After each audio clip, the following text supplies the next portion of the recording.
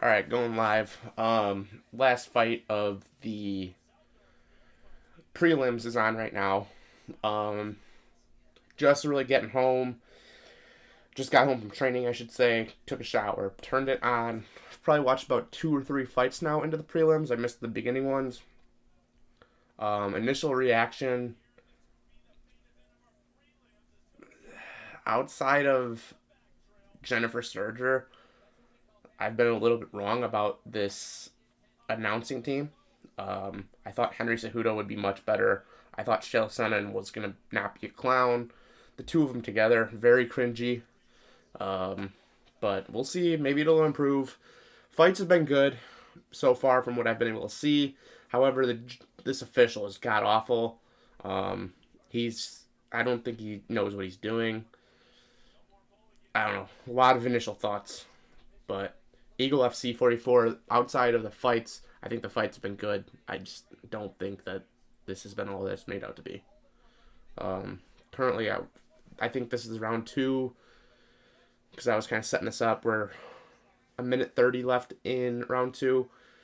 I think there's been 3 times that they've had to have breaks in the action. At one point, I think I saw a guy call a literal timeout. Don't think that's allowed in MMA, but whatever. They have a lot of famous people, and by famous people I mean a lot of really good MMA fighters in the house for this. Mostly UFC guys. I know Usman's there, Joanna's there, Kayla Harrison I heard was there, but this is off to a rough start if I'm being real about it. You may be wondering why I'm showing such a low turnout right here.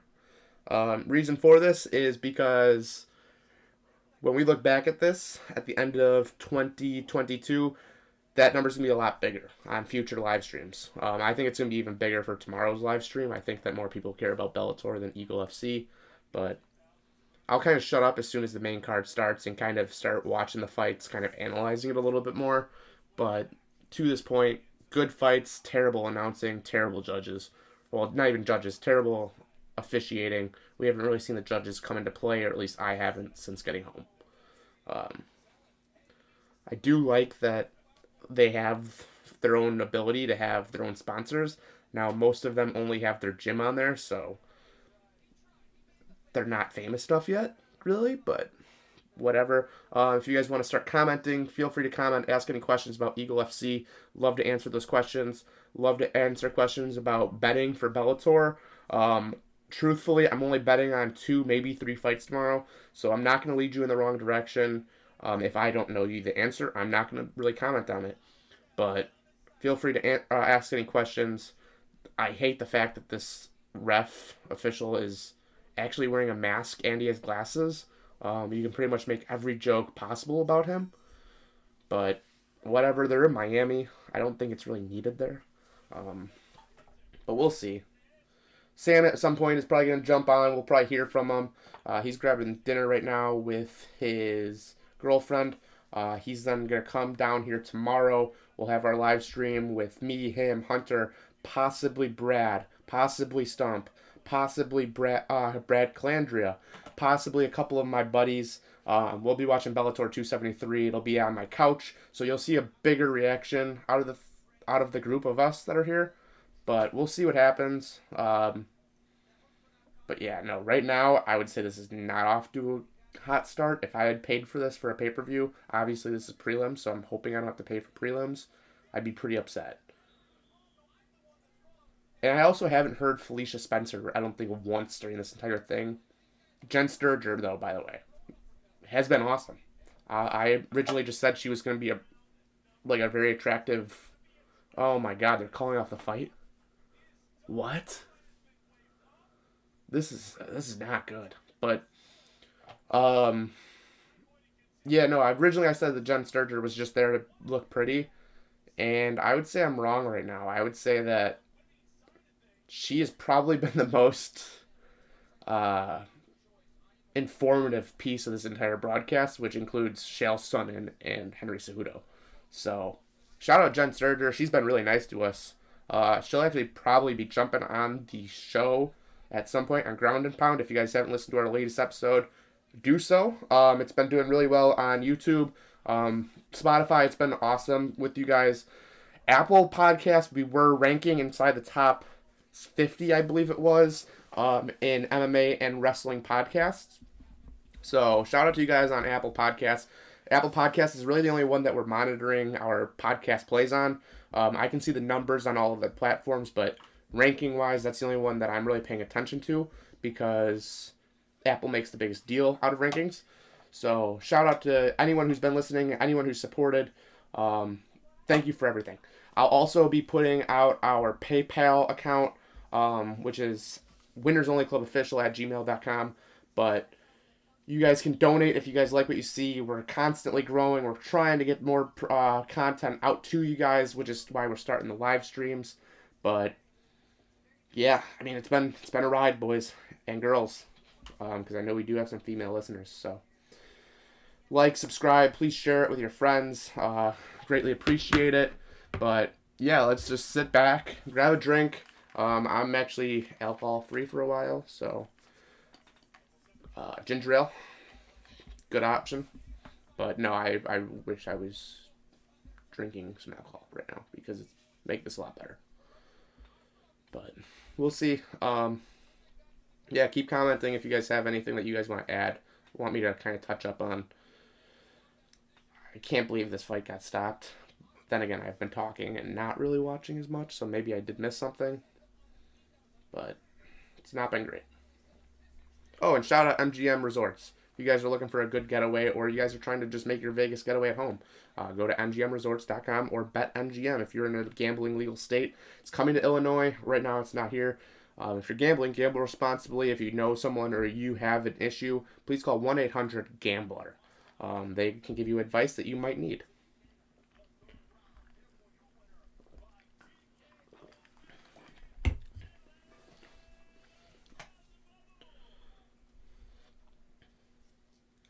Let's get some viewers on this thing, you know?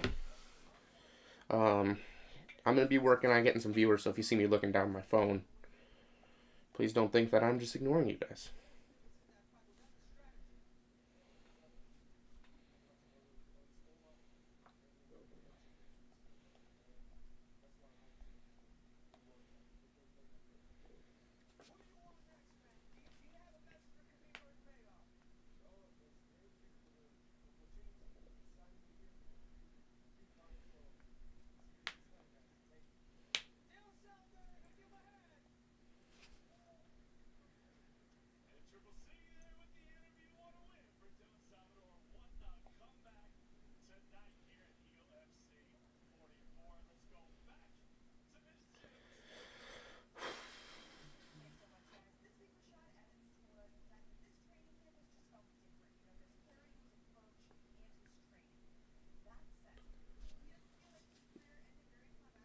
Again, Jen Sturger, easily the best part of this entire broadcast, and I'm not saying that because she is very attractive. She's actually been the most useful member, giving us literally any info, which I can't believe it.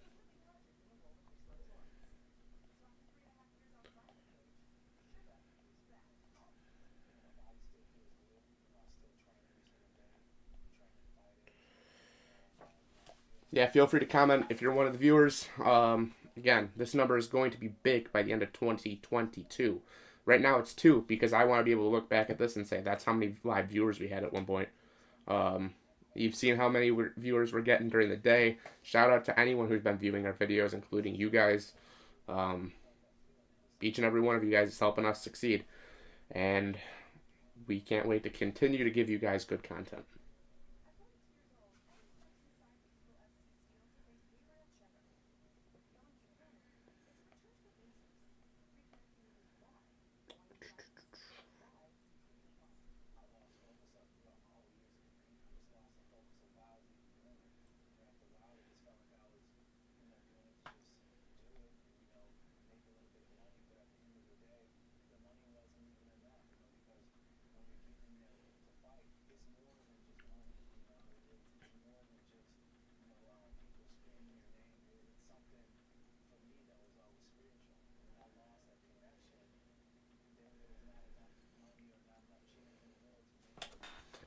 Send Snapchat.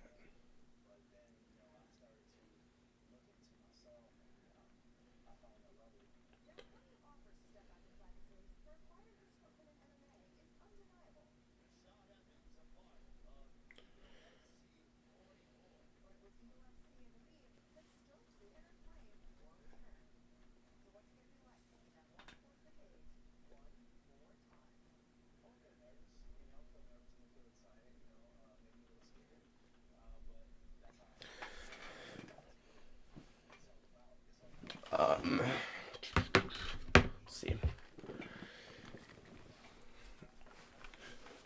Also, if you guys want to comment, what did you guys think of the UFC 270 event last week? I'm trying to think back to what every fight was. I know that was in the middle of the Packers game, so I had a really good night watching everything that went down. Sam, not so much, but shout out. It's been pretty fun so far. Like I said, can't wait for this number right here. I'm not. Oh my god, I might be retarded. This number right here to get huge at the end of 2022.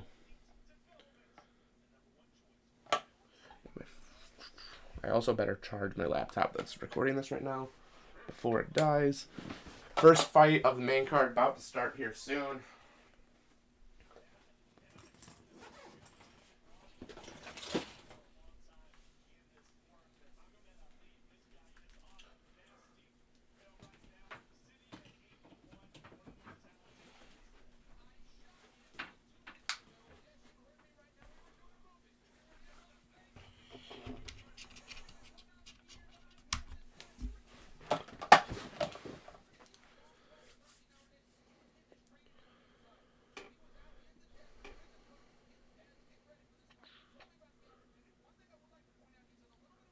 Alright, I'm guessing Chael Sonnen got fired from ESPN after the court case that got put against him. I know he came out innocent, but I think there was other reasons that he was fired from ESPN. I think that was their out because he's just terrible behind this booth. I think he's just so cringy.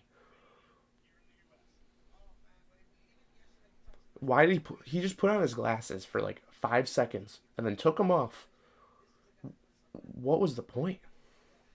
Shout out, guys. Keep coming in. Keep asking any questions you guys want. Keep seeing this number right here. Continue to grow. Grab a drink, sit back. We'll continue to let this thing keep riding out. Main card, first fight, starting now.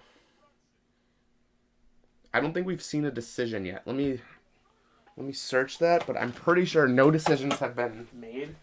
I'm interested to see. Now, obviously, that's up to the commission, but it's been nothing crazy so far.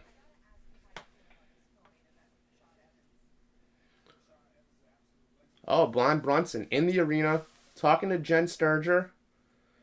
By the way, Jen Sturger, many of you guys might know the name and be like, why do I know that name? She is the former Jets reporter that was receiving dick pics from Brett Favre, allegedly. Shout out Brad. He would get mad if I didn't say the word allegedly. She also got kind of terrorized by Brett Musburger during a FSU college football game by him making very sexual comments. Let me see.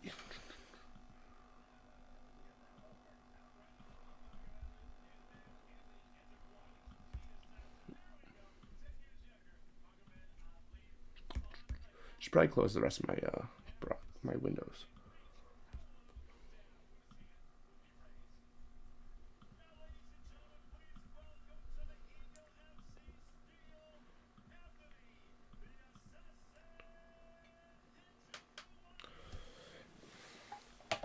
Yo, what up? What up, Gars?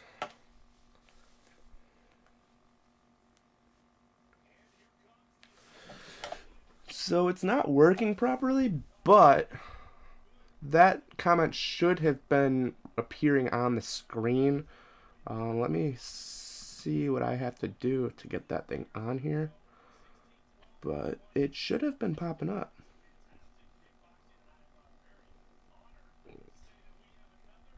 I may have just done it incorrectly, too. I have no idea.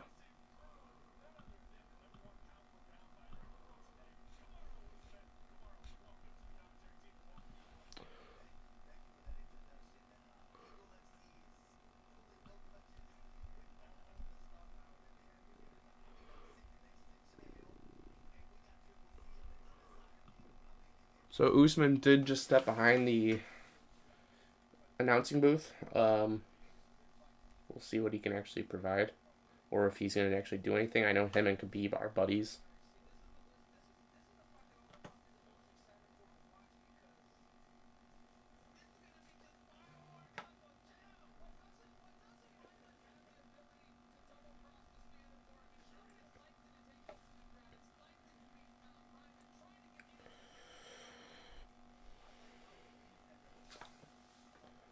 I always feel like my laptop's going to just blow up.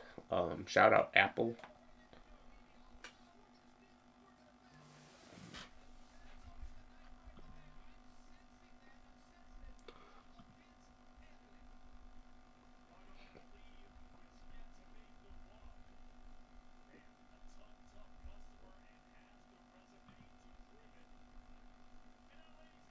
Stream is experiencing issues.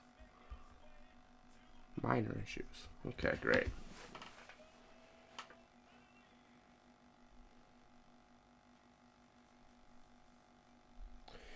Next Vegas trip is going to be first week of March. We'll be doing a live vlog. It's going to be a lot of fun. Me, Sam, Hunter. It's going to be all of us going. We're staying at a beautiful MGM resort at the MGM Grand. Shout out MGM Resorts. It's going to be a lot of fun. UFC 272, Covington versus Masvidal.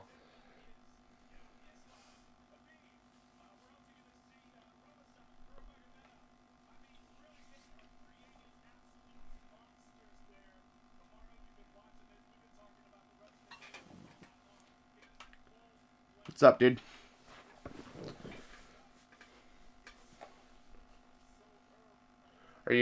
Are any of you guys actually tuning in for this free main card from Eagle FC? It's on Flexcast. It's their own streaming site.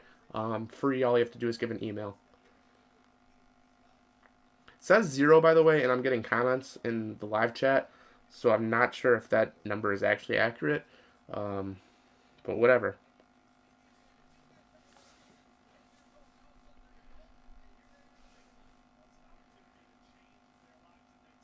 Also, can you guys hear my laptop making these noises?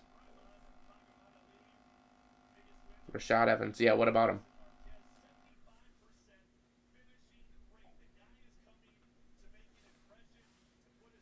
Like, what about Rashad Evans? Do I think he's going to win? I probably. Uh, he's kind of fighting a no-name. But then again, that could be maybe a disadvantage. Rashad Evans is pretty old now, so.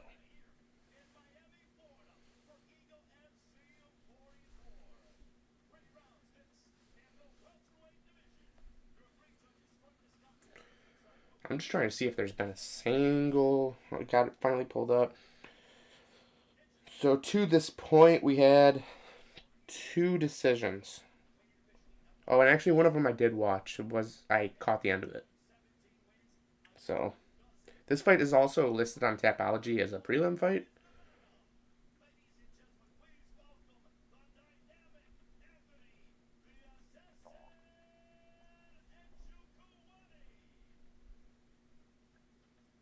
Oh, actually, they may have skipped a fight. I'm not really sure what happened.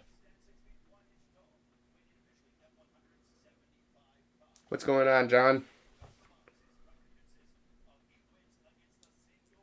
I don't think you can. I really don't think you. Let's first off, how much you weigh?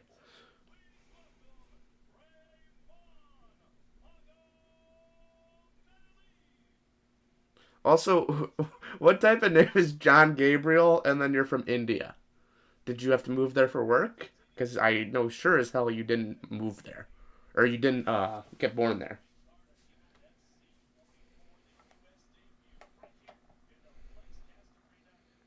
You also strike me as a Brad Hildebrandt fan.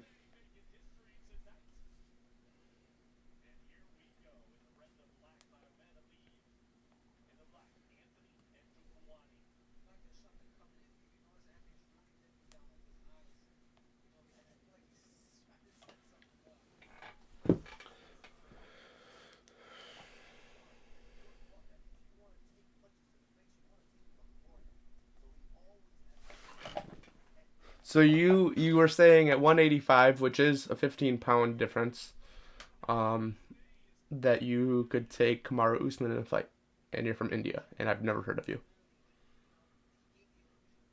Reduced to 77. I mean, he weighs 170, so unless you're talking kilograms, I don't know how that works out, but I'm pretty sure that'd be lighter. Because just going off of what a kilogram is versus, or a kilometer versus mile, I would, if it's the same type of measurement, I would think that wouldn't work. No, that wouldn't even make sense. That would be way less.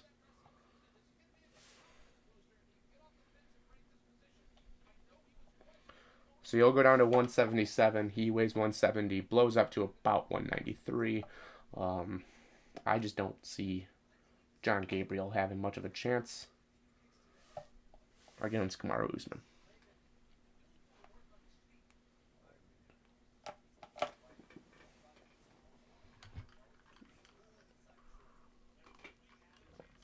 You come from India to beat Usman. Are you gonna be in like the contender series? Like what? Like how are you gonna even get the chance? First off, because I would love to fight for the bag. I would get killed. No questions asked.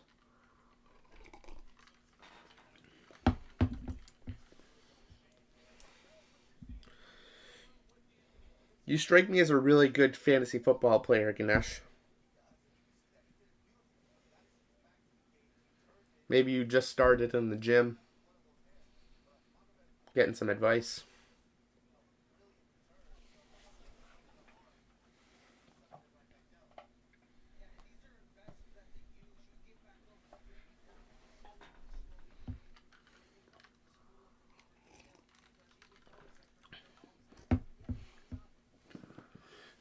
True. That's got to be what Usman's thinking when you step into the octagon. Also, this is just a ass beating. Like this is the time that the ref should probably just stop it. Thank God. Holy, like this officiating has been god awful.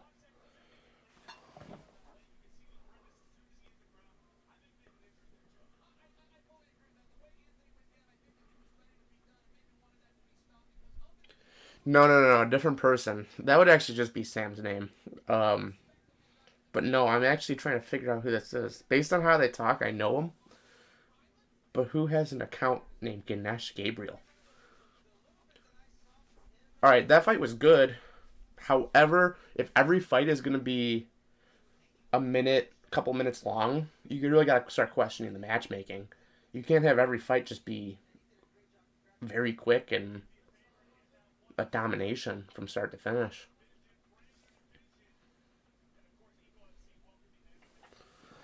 Yeah. Sam, that's a terrible advice. That's definitely something that we talk about on the podcast.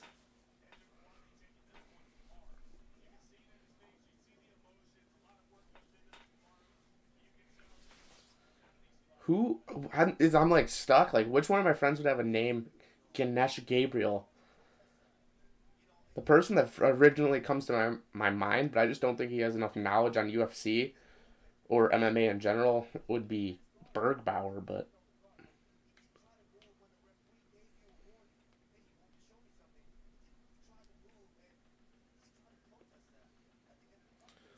so I'm interested to see what Khabib says in the post-fight conference.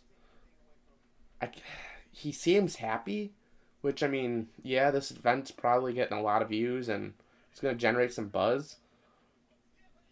But at the same time, like there's a lot of things they need to fix.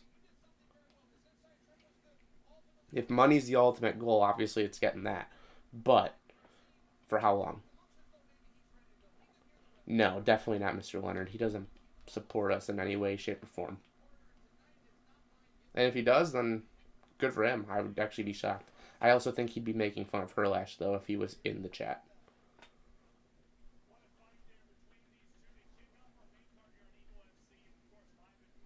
Oh, and I actually got the chat thing to start working on the side. I must have it so that it's behind that when... I must have had it a little messed up with how low it is. It was getting hidden behind. There we go. That's probably a lot better. Let me see how it looks on my screen. Yeah, that looks a lot better now. But this is how our live stream setup is going to look for the foreseeable future. We might put something right down here. Possibly our social media accounts. That probably makes the most amount of sense. I'll get that added for Bellator probably tomorrow. But I hope you guys are liking this. I hope you guys are drinking with us. We'll be putting out actual gambling picks. I didn't see anything on any type of site for Eagle FC. That's going to be something they need to fix and talk about. But tomorrow with Bellator, we'll definitely be gambling during the fights. So you'll be seeing our picks live.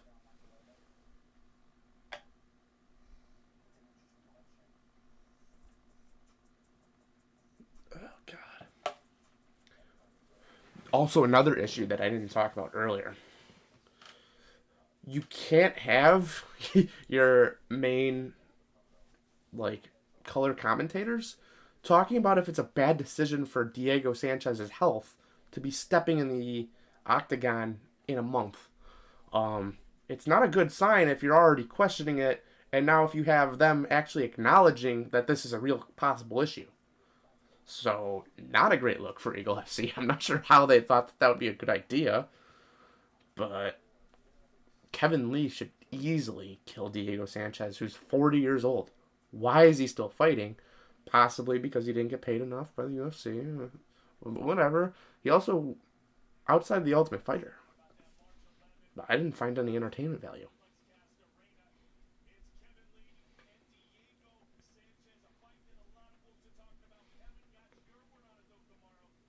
Let's see what Usman has to say about it. I'll turn it up a little bit.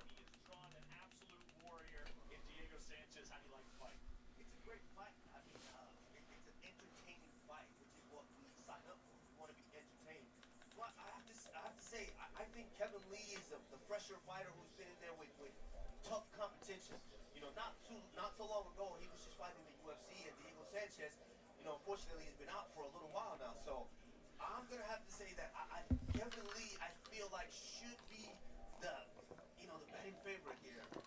But the one thing about Diego Sanchez is that he's a wild man. There's a reason we make him fight, right, champ? Absolutely. All right, I gotta tell you this. All right, let's see what Shale has to say. Something very interesting yesterday at the press conference. He said, I am the favorite to beat Diego, and historically in my career, when things are expected of me, sometimes mentally, I fold. Now, that was compelling. It was also very open. And no wonder Kevin Lee doesn't have a UFC contract if that's what his mentality is. Lived up to the esteem.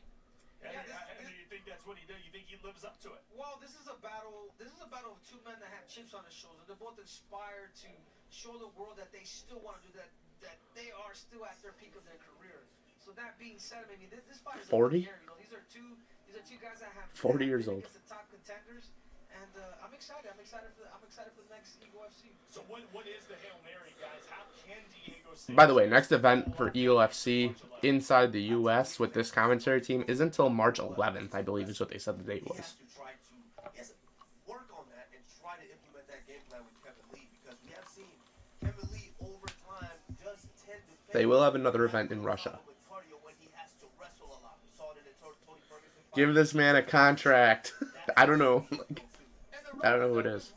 If you take a lot of steam off a guy, even if you're using your body and your head to do it, Diego is always shown to do his finer work in the later rounds. I think that he's going to look to kick Kevin D. You can never count out a Mexican, even though they're mad at me right now, guys. You cannot count one out because that's what... Sam, I'll probably give you a call in a couple minutes. I don't know if you're watching the broadcast, but we'll kind of get your thoughts during the next fight. I'll put you on speaker. You don't have to worry about the actual video. I'll actually just give it a call. We'll kind of commentate it throughout the fight so people can kind of understand what we say. And we'll continue this little thing going. I'm interested to see what the numbers end up looking like, because I can't imagine that they're spectacular. That he has nothing but respect for his opponent, Tyrone Spong. That said, it did not stop him from promising us an early finish, and quite frankly, a lot of violence. More on our main event right now. All right, Jen Sturger. I'm saying it right now. has been really good. But Jesus Christ, like, I don't know if any of you guys saw the clip for like the Eagle FC announcement or like promo for this. It was weird. The one dude beat up a guy out of a car so he could start driving it. Not a great look. They already say that like the jiu-jitsu guys and MMA fighters are too violent, which really couldn't be further from the truth. Obviously, you're going to have your bad eggs, similar to police officers across the country, but like most of these guys are really good people. Being in the gym every day, I see a lot of BJJ fighters, and honestly, like, it's just a way to release your frustration, kind of put yourself in situations you wouldn't be in every day. It's a different crowd. It's not like what you would think. A lot of these guys are really good people. You even see a lot of these BJJ fighters be great fathers and mothers to their kids. It's also a pretty big stoner community, but I mean, who's upset?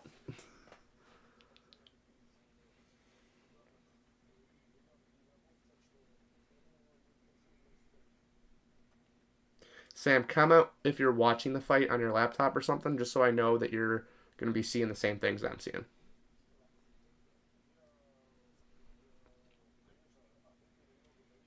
And also, anyone else, start commenting. Ask some questions. I'd be happy to start answering whatever you guys want to ask. We got a lot of things coming up. We had UFC 270 last week. We have Bellator 273 tomorrow. If you want to ask questions about Eagle FC 44, I'm not going to be telling you that I'm the most knowledgeable on the promotion. I'm just giving it out a try just like every other American. So we'll see how it goes.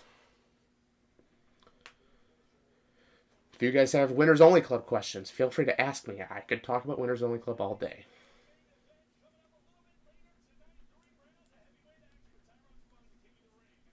If you guys want to talk Jake Paul fighting, boxing, these are all things that I can comment. So, Sam, it's on flxcast.com, I believe, is the website. Or just go to Eagle Fight Club. I guess it's not Fighting Championship, I found out. That would make too much sense, probably. They also don't have rankings yet. I guess that's coming. I don't know how a promotion with 44 events already doesn't have any type of ranking system. But hey, or a belt. It has 0 belts so far. I don't think this thing was too well ran for a while.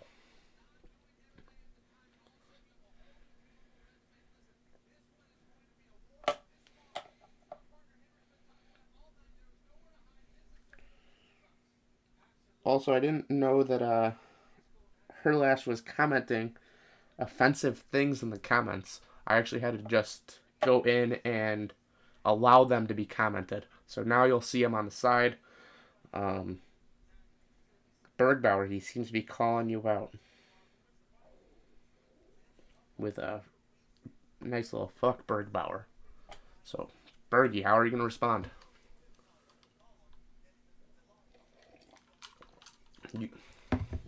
The 3 of us have the same amount of fantasy football championships. Gars has 1.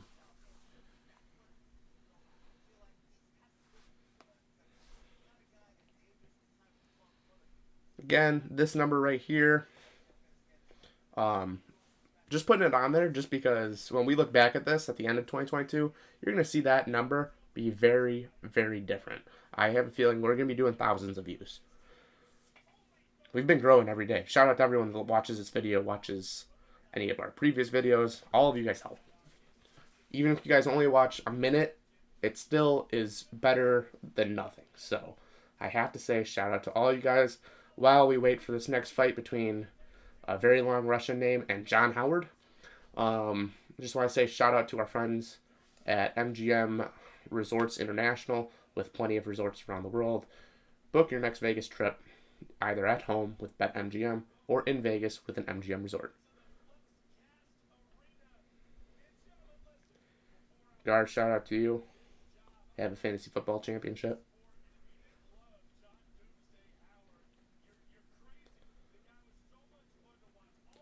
Local fighter articles in the works. We haven't really been doing any local fighter interviews.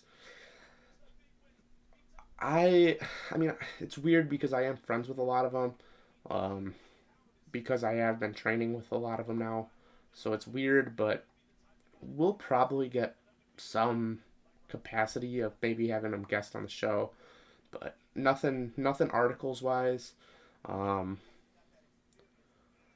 Obviously, MMA is growing every day, so at some point we're probably going to expand from more than just Bellator and UFC fighter interviews. These Eagle FC guys will probably be easy to get. The only issue is most of them don't speak English, so that part is a little tough for us. Only because of Ryan Finley. True. True, though.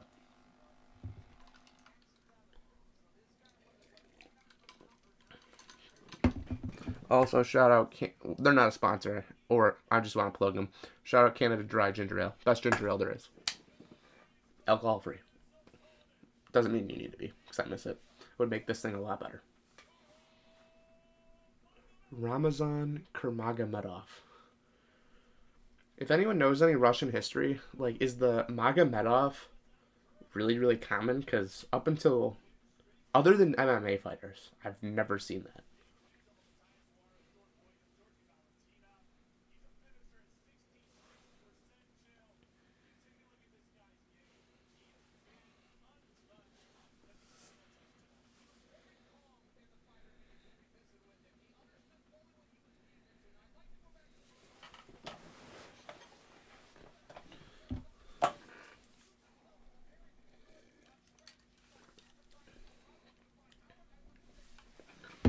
This is also going to be the setup of the screen for tomorrow's Dietry's MMA hour.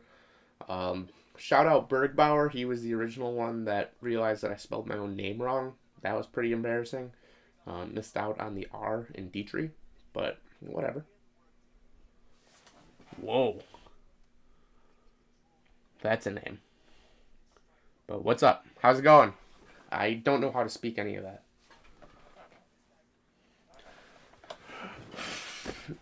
Sam, if you're watching, yeah, I mean, that's a pretty good prediction. I'll give you a call before the next fight. We'll kind of talk throughout the fight, and then I'll let you kind of go. I hope the volume on the TV isn't too loud on your screen, because otherwise it's going to be a little reflective, but that's okay.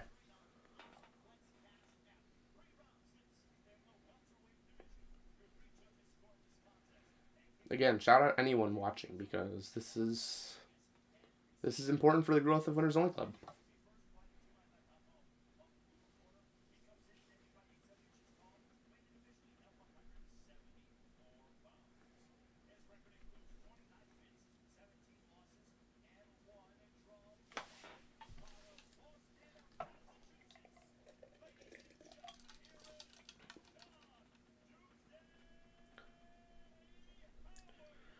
I don't know what it is, and this is only with the African American like heavyweight fighters. I don't think this is a heavyweight match. I don't think they really say, but they all look very similar. And I don't know if that's racist to say, and if it is, I'm sorry, but like, it's all the same beard. It's that like Curtis Blades, Rosenstrike, this John Howard guy. They all look identical.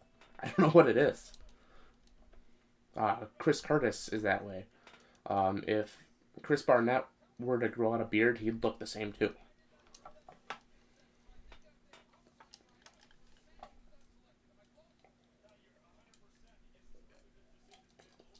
And I'm sure someone's gonna yell at me for that comment, but I really don't care. Like, if I said to the average person, does Rosenstrike and Curtis Blades, are they different people or the same people? I bet you a lot of them would say the same person based on their headshots for the UFC.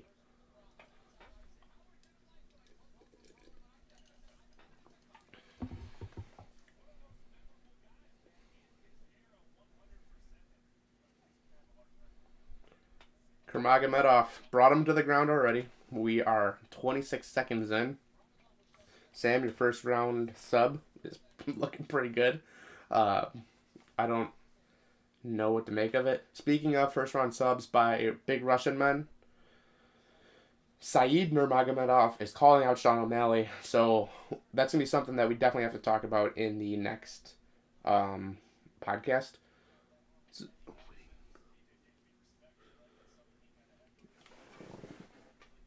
It's a winning complexion. It is. They win a lot.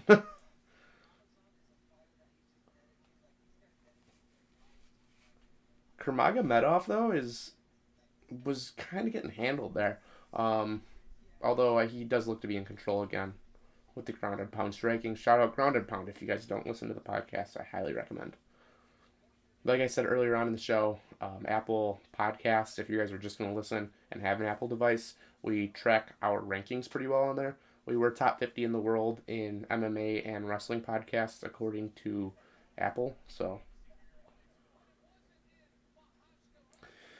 that's an interesting matchup because we really haven't seen Sean O'Malley's grappling at all, but we know he has it based on everything that he posts.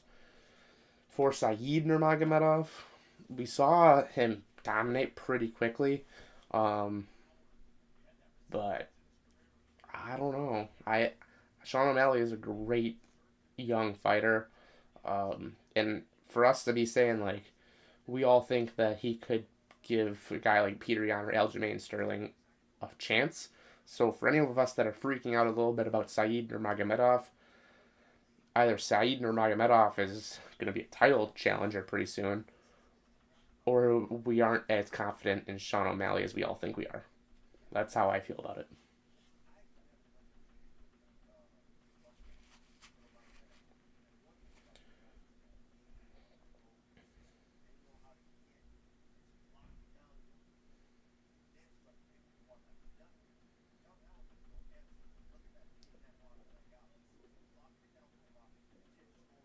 So far, the best color commentator has been Kamaru Usman, and he's not actually employed by this organization that we know of.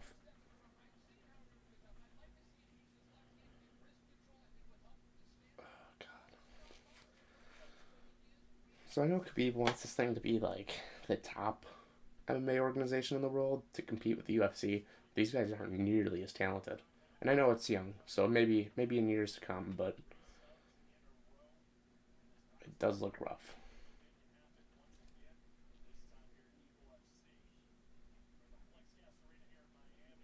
Also, what is the FlexCast Arena? And what is FlexCast?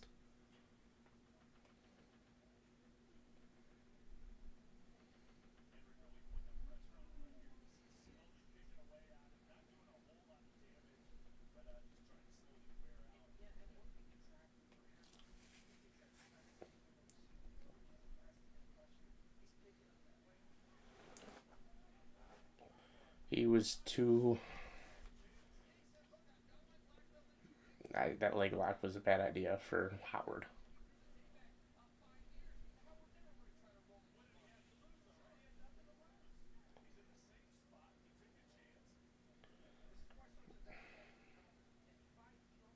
He should have tried to get up. He shouldn't have tried for the leg lock. I completely disagree with this commentary team. He had a chance of making this a stand-up fight again, which I would imagine is going to go better for him than what this is. I think that was a terrible decision by him. I totally disagree with the color commentator saying that was a good decision because he had nothing to lose. Yeah, he did. He had standing position to lose.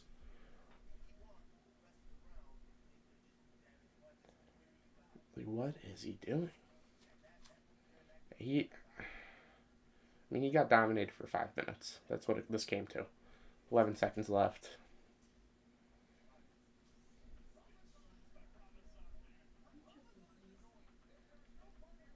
Alright, end of round 1. He got out of round 1, Sam.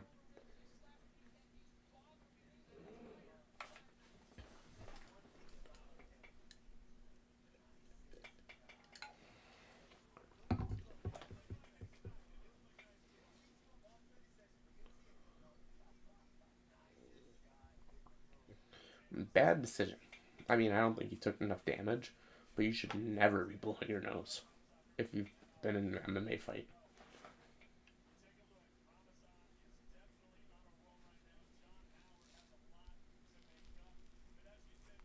True, Gamecock Greg. Gonna be a big part of the team.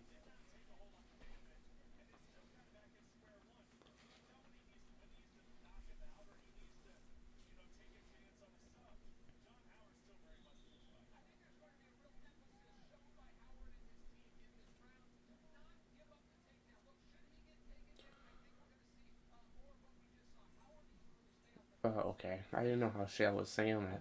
I was like, should he get knocked, or should he get taken down? He should not get taken down.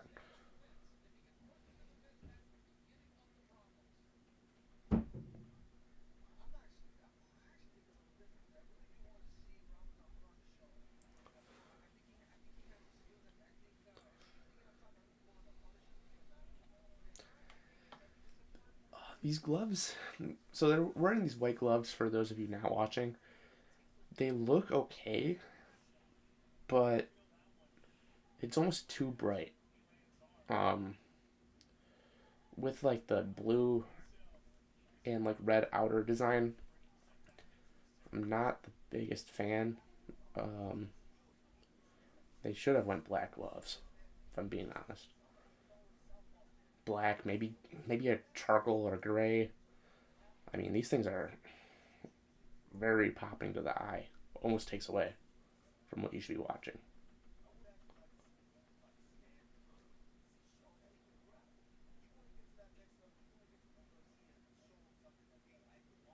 So I'm sure that Khabib's not going to like that Usman just said. If you want to get to the next level and get to the UFC, considering Khabib's trying to make this thing into the UFC.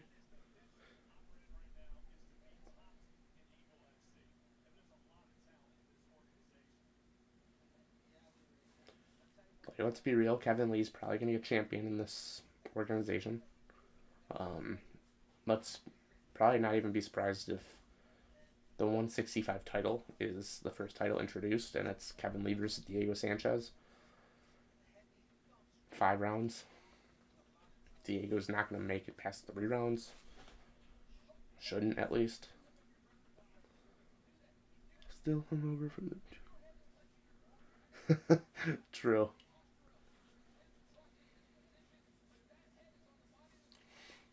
Gamecock Greg, what a guy. That guy's an animal. He's a whole different species.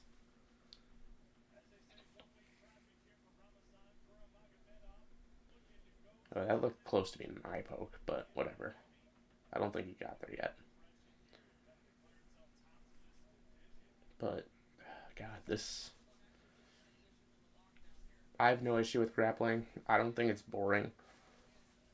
But Howard hasn't done anything to even try to get around this. Yeah, Diego is not the GOAT. There's far from it, actually.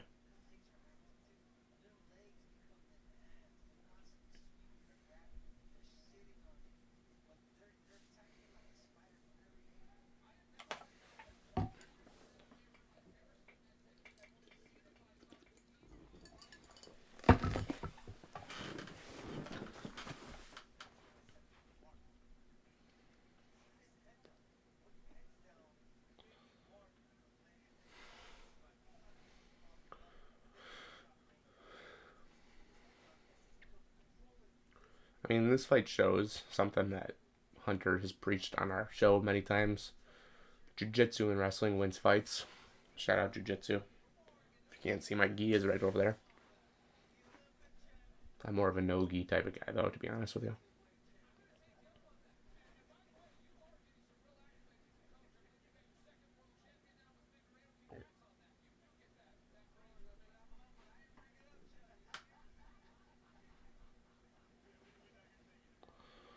The fact that they call Henry Cejudo coach now, a little weird.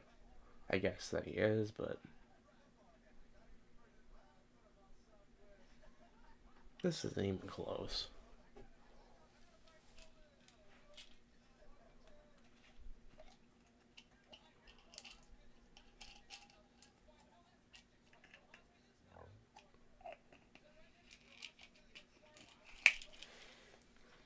Should I get eligible?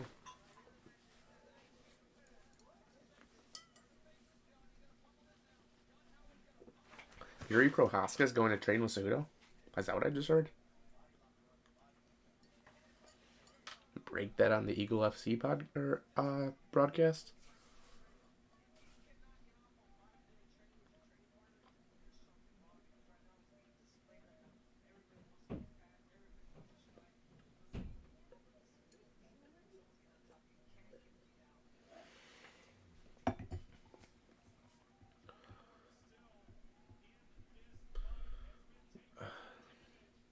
might be seeing our first decision in a while, but it's not even close.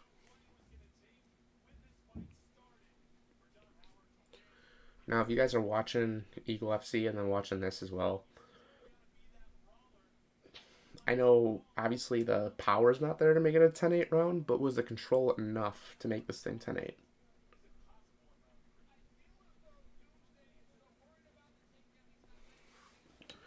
Yuri's definitely going to be the light heavyweight champ, I think. You've been high on him for a while through the UFC video game. Speaking of UFC video game, do we want to go live on Twitch tonight? Continue to broadcast it. Sam.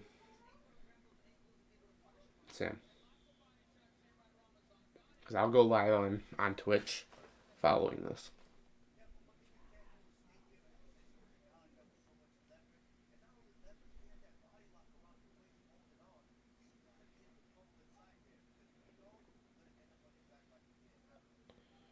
Ooh, nice head kick.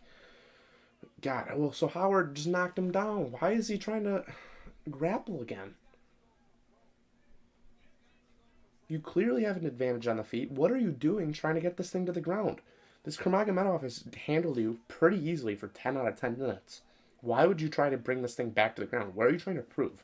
If you're trying to win this fight and get another contract, because apparently they're only signing one-fight contracts in Eagle FC, why would you try to bring this thing back to the ground and not use your hands to at least weaken him enough that he's wobbled? Maybe then you bring it to the ground. But what are you doing? You land one punch and then you're going to try to grapple with this guy? Nurmagomedov didn't even look like he was phased. Easily got out of it, got back to the feet. And now he's getting walked down, which is good for Howard. But now it looks like he's about to control the center of the octagon again.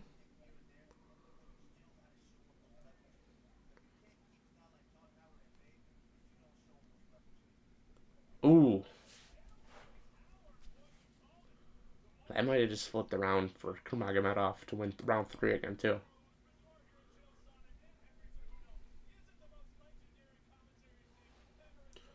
Oh, my God.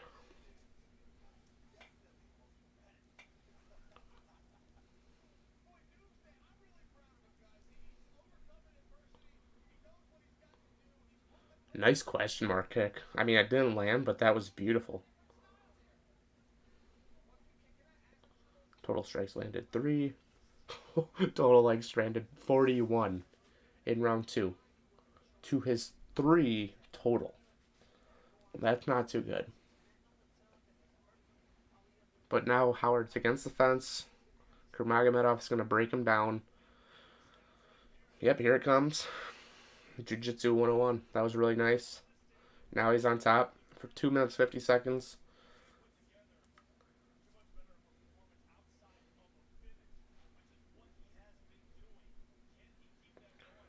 He's got Howard's leg trapped. Howard doesn't have much of a defense here. He does have control of Nurmagomedov's right arm. Just let go of it. Got it back.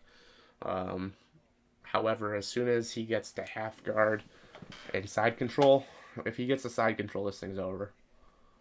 It's Nurmagomedov's fight to lose at that point. Howard's going to have to pull off something crazy. He's trying to get to his feet, which he should have done a long time ago in round 1. He needs to just go for it, though. He can't be messing around trying to waste the clock. He's only got 2 minutes.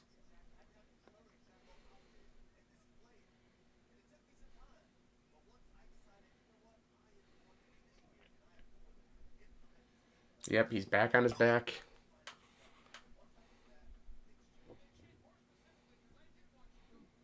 Oh, he does have control of the neck, but I think he's going to be too slippery. I think the sweat's going to get in the middle of it. He's going to be able to escape this pretty easily. Yep, he got out. Oh, and he's going to give him his back. That doesn't look too great. Howard has 1 minute and 20 seconds. Nurmagomedov just doesn't need to get knocked out, but he's not really in a position that he could be. The only thing that could come is maybe an elbow, but it'd be a real risk. Shouldn't be going in for guillotine.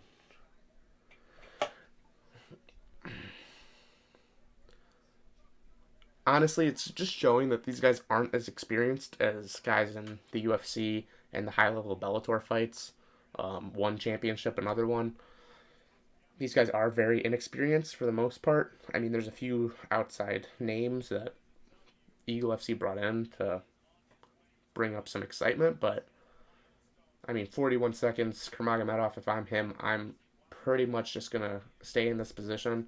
There's real no danger. He's got the fight. He's got the win, no doubt. Howard needs to maybe risk everything. That was not smart.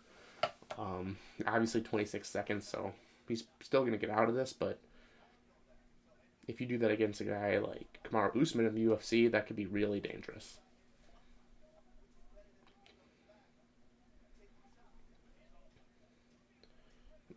There's no... I mean, Howard's not even really moving. Ooh! See, that Howard should have been doing this a long time ago.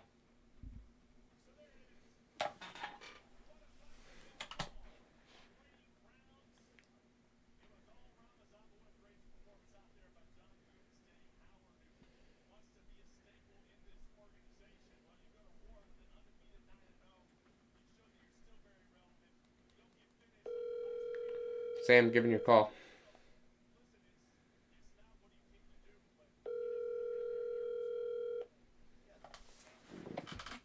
Hello? All right, what were your thoughts on that fight? I mean, utter domination. How many fights have you watched on this card now? Just the one. I mean, do you have the volume up on the announcers at all?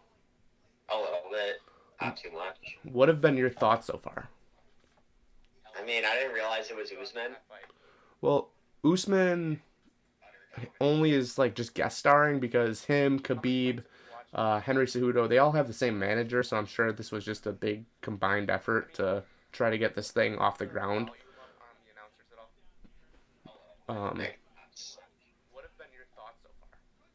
Also, can you mute the stream because I can double hear me? Yeah, just give me a second. No problem. Okay.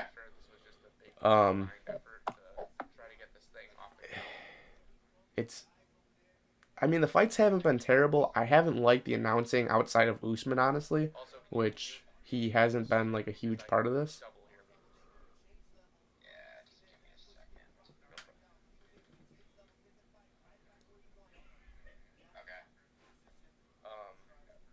I just want the Usman-Yan fight.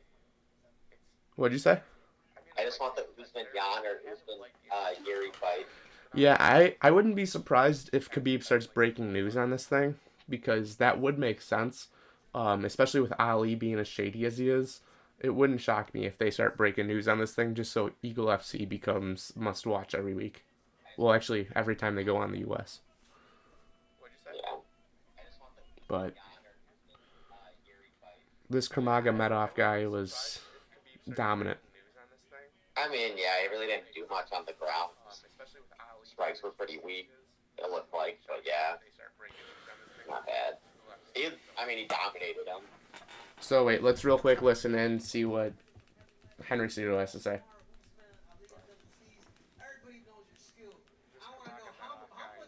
I think he just said Ali is also his manager.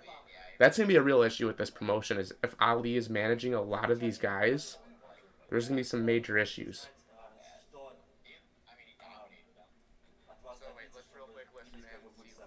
And Cejudo looks clueless on what to do. He's no Joe Rogan. No.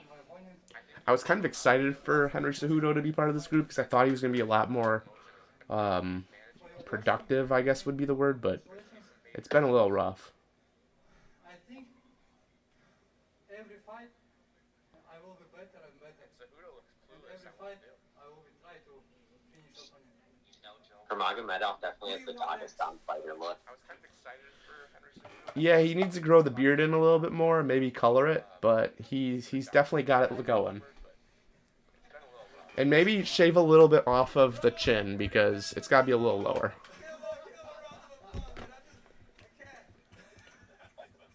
I I'm still surprised. This is the first fight I watched. I'm surprised they have Cejudo doing like the after ring announcement interview or after the fight interview. Yeah, I mean, I think Shale is gonna be temporary, if I'm being honest. So they maybe want Cejudo to kind of get more comfortable with this, but he's been pretty rough on this broadcast. Let's see what Jen has to say. I'm pretty much a big fan now of Jen.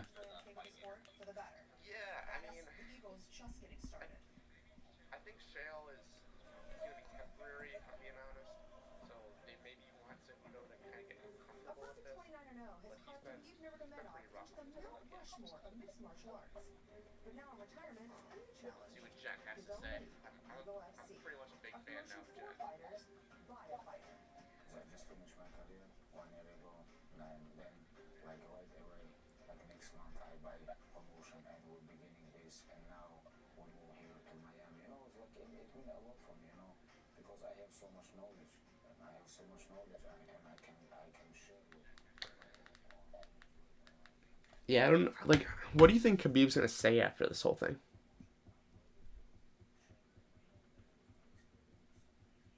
Sam. I mean, I don't know. Do you think he'd be a little bit more excited that interview that he just gave, or like the promotion that he gave? I mean, that's kind of how he always is, which is kind of an issue. He's not the biggest hype man. Yeah. But I mean, it does help that he has Rashad Evans, I think, on this card.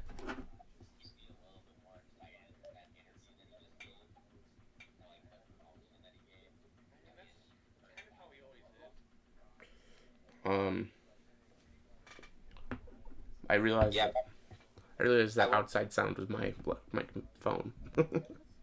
Oh. I was like, why is it still going? But yeah, I'm not sure what to take of this whole thing yet.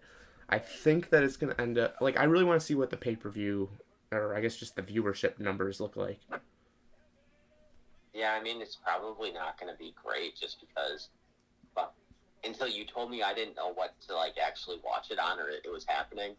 The only thing I will say, Khabib has, I believe it's like over 2 million followers on Instagram, and he really didn't do as much as he probably should have to promote this thing. But I guess the over-under should probably be 65K. Do you think it's going to do more than 65K views? Is that just U.S. views or, like, the entire world? Let's say U.S. I'd probably say under at this point.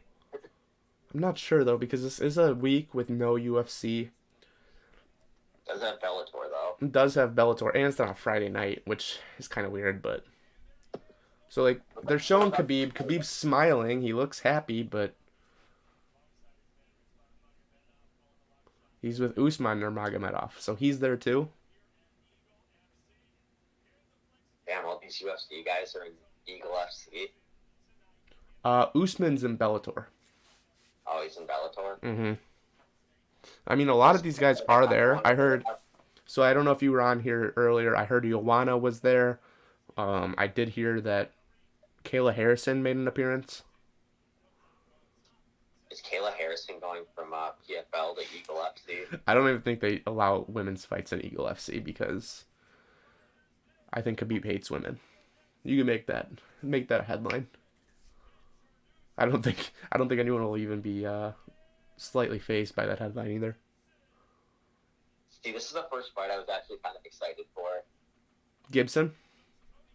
Just bored. I was gonna say you're not excited for Cody Gibson? No, Ray Borg. I mean, it's actually a name that people know, so that does make sense that this probably will have pretty decent viewership. Hopefully it's a little bit better than, the competition in the last fight. So I will say, there are a couple guys that could make this thing real big if they are released by the UFC. One of which being Cody Garbrandt. I don't see Cody Garbrandt staying in the UFC if he loses again. So Eagle FC could be an option because I think they would pay him quite a bit. Don't think Bellator would or one. I think they would, but I also think Khabib is at least smart enough to know that he would bring in views. I mean, does Cody have the jaw to hold up in Eagle FC? I don't think he cares. Like, I really don't think that Khabib would be too worried about his health.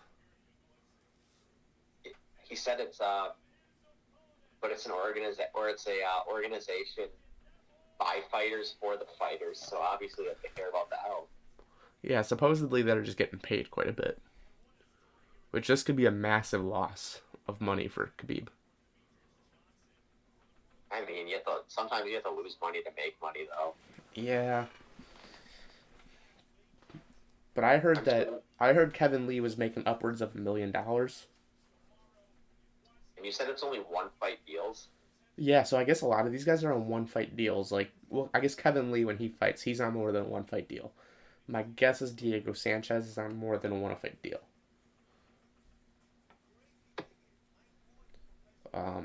But I heard a lot of these guys are pretty much on trial runs. Probably that way, if this thing fails, they are only going to be on the on contract for only a few guys that they'll have to pay money over to. But at that point, why even sign contracts? Just make it fight. Would you rather watch this or the Contender Series? Contender Series, for sure. You think the quality's better in the Contender Series? Definitely. They also are fighting for something. With this not even having rankings or a belt yet, it's kind of weird to say that these guys are fighting for something other than their next opportunity. They're also on one-fight deals. So, I mean, this could even be honestly, probably Bellator has someone watching this. UFC probably has someone watching it just to... I mean, they could be auditioning for something else too if they're only on one-fight deals. Yeah, the promotion that really should be taking an eye on this is PFL. Yeah. I think PFL could really benefit from this competition because as soon as these guys are done, their contract is over. Unless there's maybe like a waning period, maybe that's worked into the contract and that's why they had to sign it. But who do you got in this fight? I have no idea. Do you know who Cody Gibson is? No. He's the Renegade, though. It's been a common occurrence. I haven't known who many of these guys are.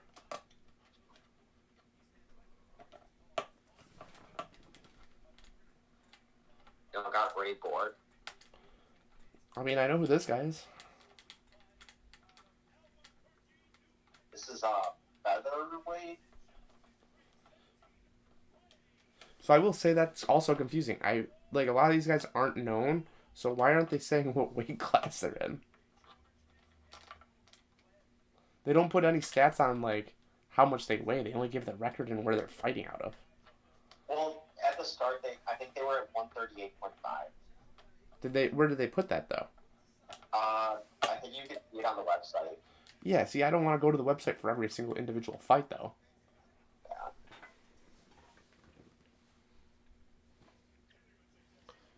I mean, I would also like to see what the Vegas odds are on half these things. Did Vegas even have odds? No, not that I could find. But maybe on some of these offshore betting sites, maybe they probably did somewhere. But I know BetMGM didn't have anything. Maybe a Dagestani betting site. Probably Bovada. I do not recommend the use of Bovada. Very elite. Betting on cricket? What? Is that when you were betting on cricket? No, I was doing that on DraftKings. And I didn't know that the matches took 7 days to complete. You're like, what the fuck? I thought it was just going to be a nice little overnight bet. It was not. I thought I was going to wake up and know if I won or lost. Weren't you also betting on Korean baseball? Yeah, no, that's fun, though. Because believe it or not, you can usually find Korean baseball on TV. So I was actually watching baseball, and as a fan of baseball, baseball's baseball. Doesn't matter if it's minor leagues, independent leagues, major leagues. It's a very, very simple sport to the fan. Very hard to do.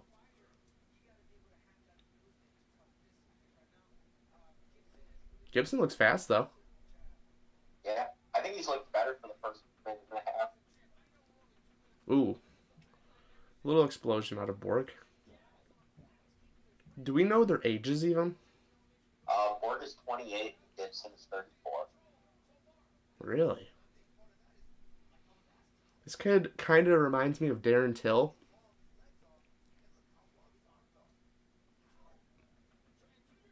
Ooh, that was a wild punch. I just can't wait for, is he Whitaker 271 or 272? 271. It's in 3 weeks? That's 2 weeks? I think 2 weeks. Same weekend as Super Bowl, so 2 weeks. And that's obviously Saturday night. Yeah. That's going to be a good fight. There's another fight night card next week. Obviously, UFC has off this weekend, as we have already said. But yeah, no, there's going to be a lot happening. Because they can't compete with Bellator 270, obviously. Yeah, I mean, how could the UFC even think about competing with Bellator's first event of the year? Exactly. They got Ryan Bader and Big Tuna on it. Yeah, and Jaleel Willis, he's a big name. I mean, he actually could be a big name eventually here. Well, Borg's taking over this fight now. Gibson's getting a little out of control.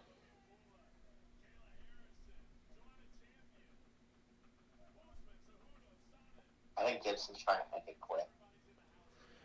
I think Gibson knows that this is the only chance to get seen by one of these other promotions. Who knows what his actual Eagle FC contract looks like? Maybe he's on a 2 or 3 fight deal. But this is kind of like a tryout for him. And if he's just entertaining, he doesn't even need to win, maybe an organization like PFL or Bellator gives him a chance. I mean, he is 34, so what? Probably has maybe max, 3-4 fights in him. Yeah. I think I heard them say on the broadcast that this is at 135. So...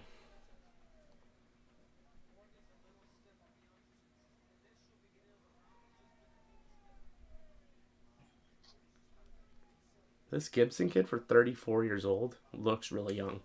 He's kind of explosive, just needs to get the fundamentals down.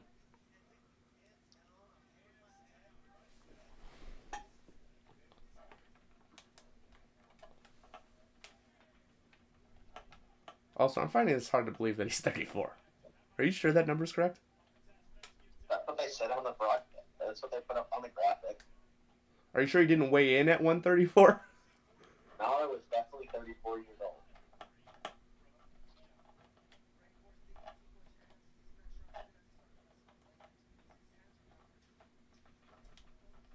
Ooh.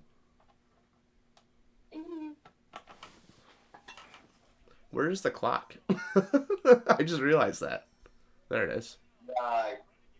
Don't put it up for most of the round. I mean, the UFC would never. They might get rid of the names, but they'll have the clock on.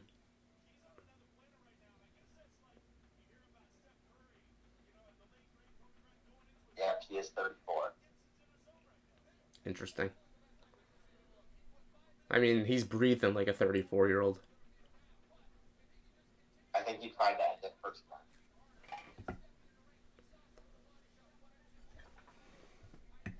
Or not. Borg looks completely fine. Gibson looks fine.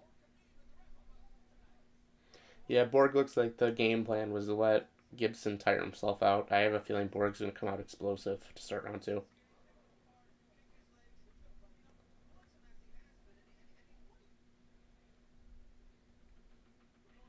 That's a nice little graphic they got going, though. Also, I'll say I just noticed no ring girls, it looks like. don't need ring girls. No, not when Khabib's there. Ring girls are a waste. Need shirtless men Shirtless Dagestani men. and speedos. Dude, how about that super Russian comment that we had What? in the comments? I couldn't tell you what it says. Don't you know Russian? No.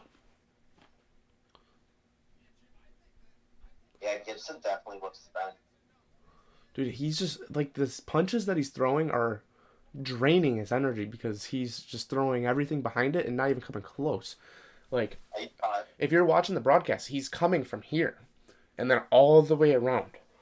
So when he's doing that, you're then going to have as much torque as like an MLB pitcher. There's a reason that MLB pitchers are maxing out around 100, 110 pitches.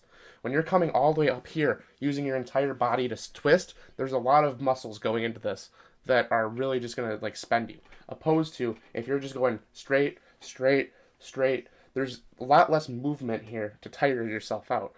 That's why you see these boxers throw, like Max Holloway, throw 700 punches in 5 rounds of 5 minutes, so 25 minutes. Pillow hands?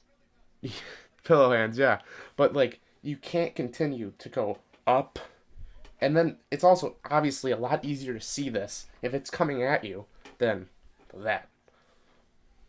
I mean, he's still landing some on board, but I think Borg's getting the better of the exchanges now.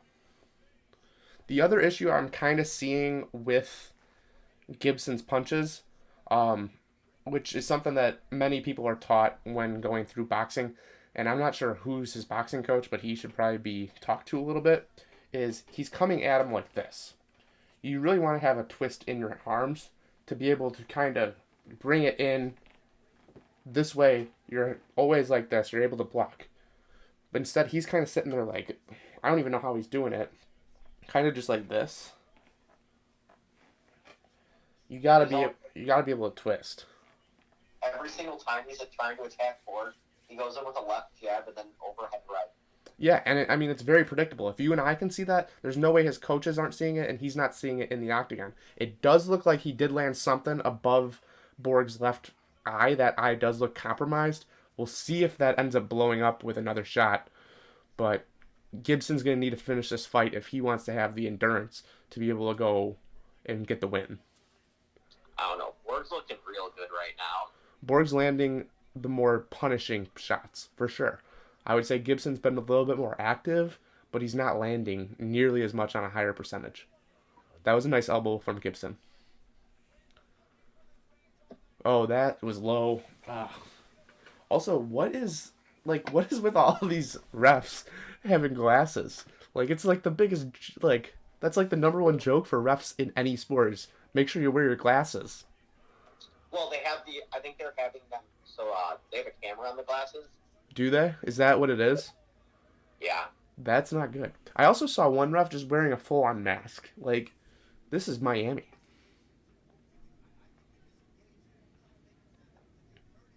Ooh, that eye is beat up for Gibson. He's wincing. It's definitely affecting him right now.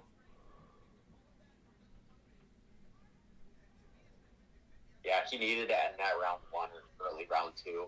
And this is a bad position to be. Borg's going to be able to get to side control, and then if he can let the hands go, I wouldn't expect a submission here. He's got the arm in place. Oh, here he goes. He's got into side control. Yeah. Now he switched it up to try to put in the submission attempt. I'm not sure I like that decision.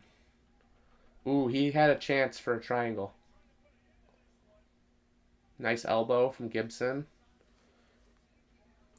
Borg had it perfect with side control. I don't know why he got rid of that position.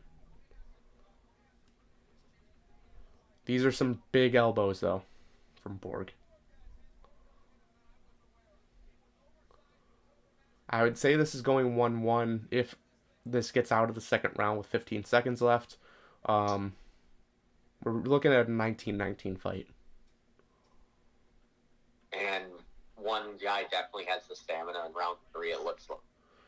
Yeah, He's gonna have Gibson looks spent. He almost just gave him the back. It wouldn't have mattered. I think there was only like 3 or 4 seconds left at that point. Another reason I would have liked to see the clock, but It also looks like I think that's just blood from his eye. But oh, it looks actually, like I don't blood think it's coming there. from his eye. I think it's coming from his like the top of his head, and then it looked like there was a cut on the back of his right ear. I don't think there's actually anything really coming from the eye. Maybe a little bit from the top eyelid, but it did look like a lot of it was dripping from the top of his forehead. And I'm trying to figure out where that came from. It may have been that shot that they just showed. It may have came from one of those elbows that Borg had landed.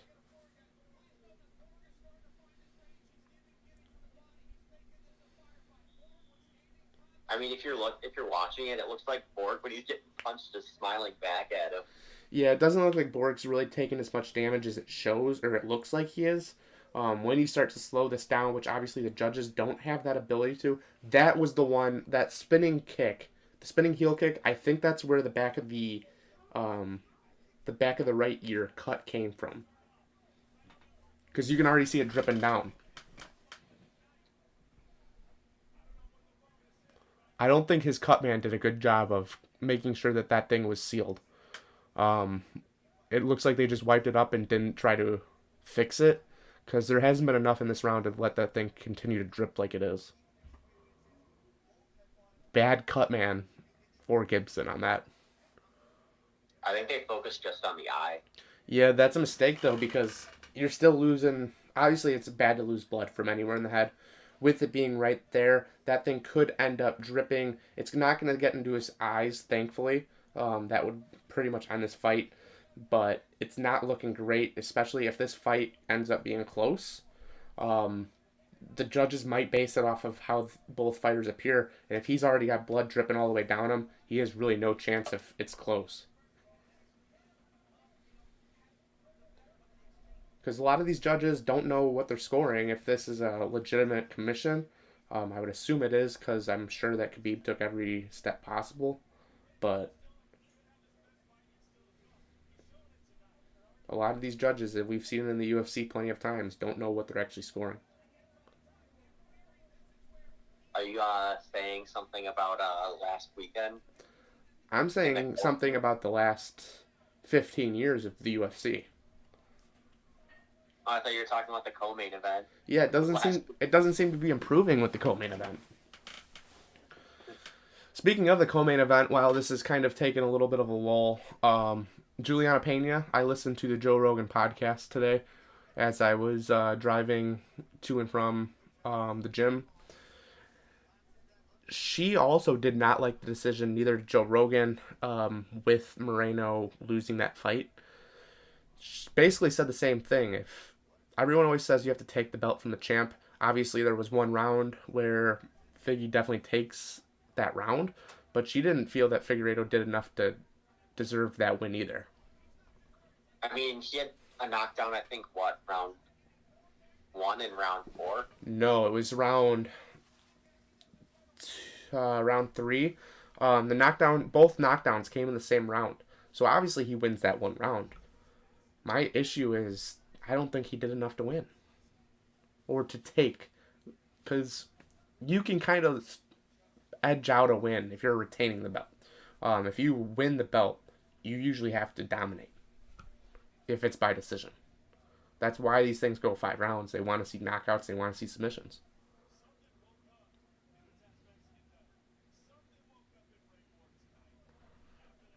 Ray Borg trying to get the side control. That's where he should be. He was able to land successful elbows from side control. Gibson's doing a good job of defending it. I think he's going to be able to get it right here, though, as he's starting to stand up. Switched over.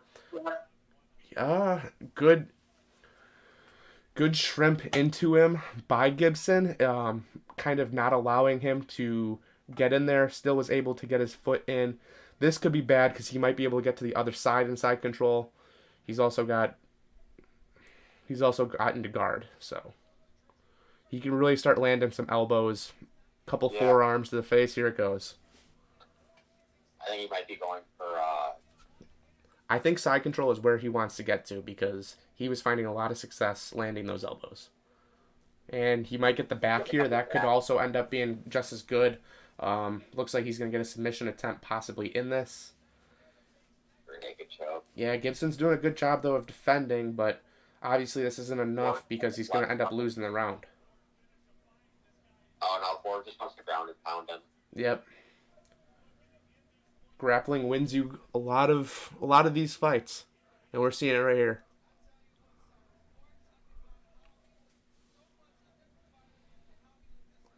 Ooh, those are some big shots. 40 seconds left. Gibson, Definitely throw bigger shots like Magomedov on the ground. Gibson's only chance is maybe to continue to roll, get Borg into a very uncomfortable situation, and hope for a tap with 23 seconds. I don't think it's going to be enough time. I think Borg is aware, and his corner knows what to say. It looks like this fight's going to be over. Oh, good switch. I think it's going to be too little too late, though, for Gibson. Yeah, and then Borg gets right back out. Oh!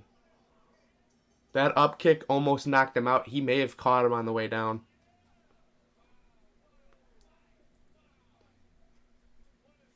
Yeah. I mean, it was pretty easy to tell how that third round was going to go. Again, a lot of this I just feel like comes back to the fundamentals of his punches. You can't be throwing it like you're throwing a baseball. You have to go in and out. Well, you also can't be telegraphing it where, you're jabbing every single time and Yeah. then calling it a hook. That is a big part. I didn't see one hook. I didn't see one uppercut. If you're going to go for these significant strikes, it's got to be a lot quicker than what he was throwing. You gotta throw some combinations in there. You can't just go 1-2. And it's not a 1-2 because it's a 1 way over. But we'll see. It's going to be 29-28, Borg. Good fight. Looks like Khabib is happy. Man, Gibson is really busted up. Yeah, I mean, Cody Gibson, though, as soon as he's going to have to meet with his boxing coach. He's going to have to tune a couple things up. But outside of that, he's probably going to have to get on the treadmill, get his endurance up. He's got a career still. He's got a couple more fights in him. See, the work that they're doing on behind the ear now is what they should have been doing in between round 2 and 3. I mean, this Ray Borg guy seems pretty good, too. Yeah, I mean, it's like, I'm not saying that he's a established fighter, but Ray Borg's going to be a guy that this promotion will be able to build upon a little bit. Wouldn't be surprised if maybe they put it on an initial ranking and he is at number 1 in the division. I wonder if they'll do a ranking after this one. Yeah, I mean, it's just weird that you didn't have a single championship fight on your debut. Yeah. But, I think Gibson might have been out and just kind of found himself on the way down there. Kind of reminds me of the Floyd Mayweather-Logan Paul exhibition, where many people are saying Logan Paul was knocked out. I agree with that. And Mayweather actually caught Logan coming down. And I think there was like a no knockout clause, and that was something that was known because it was an exhibition. So I think that he was okay with just holding him up, making sure that he got back up. Like the no knockout clause in that first Paul Woodley fight? I think most of his competitors have no knockout clauses. I think he's able to knock them out. Well, I mean, he's probably paying them enough to where they're like, whatever. I mean, I'm still not agreeing with how Tyron is acting. Because now he's making a mockery out of it, saying, yeah, I took a fall. It's because he has this crazy right hand. Like, Tyron, shut up. Oh, I mean, it is Tyron Woodley. What do you expect? Yeah, he's a money-hungry former champ that complains because he was so poor with his money management. Wasn't that most athletes that complain about getting paid? Yeah, like, I mean, if we're going to talk about fighter pay real quick, I don't even want to listen to Henry Cejudo. If we're going to talk about fighter pay, the fact that Francis Ngannou has now said that he left $9 million on the table, like, come on, dude. How much more could you possibly have wanted? And he said he did it because he had to stand up for what was right. What you're standing up for is a joke. I'm seeing that we got a comment somewhere in here. What does that mean? Do you see this comment? No. Do you have the stream still up at all? No. No. Well, it's a very Russian name with like the weird letters. And not weird letters, just not English letters. And then it's just VOR period N capital G O.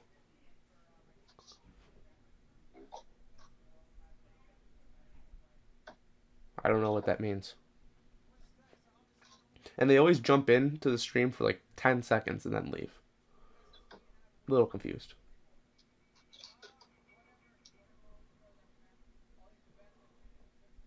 Okay, so Ali is Ray Borg's manager too. So like this is gonna be a real issue because if all of Ali's guys are winning in Ali's guys organization, and Ali's guys are the commentators, there's gonna be a real issue with saying that these fights aren't rigged. I can't be the only one that's already seeing this. I mean, they're probably not rigged. Maybe not rigged, but they're clearly giving them favorable matches that they know that they should win. Yeah. I mean, is every single fighter in here automatically represented by Ali? Is that something that's happening? Is Ali just the matchmaker? Because I think Rashad Evans is also represented by Ali. Isn't this the main event, Evans Deco? No, there's one more after this. Somehow they didn't give Rashad Evans the main event, even though none of, like, the main event's not 5 rounds either. Because it's 5 fighters for the fighters. They don't make them go 5 rounds. Yeah, that makes sense.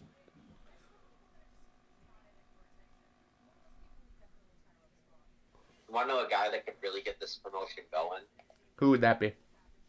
Conor McGregor. You think he's gonna help out them? Him and Khabib are have a good relationship, right? Definitely. He loves Ali too.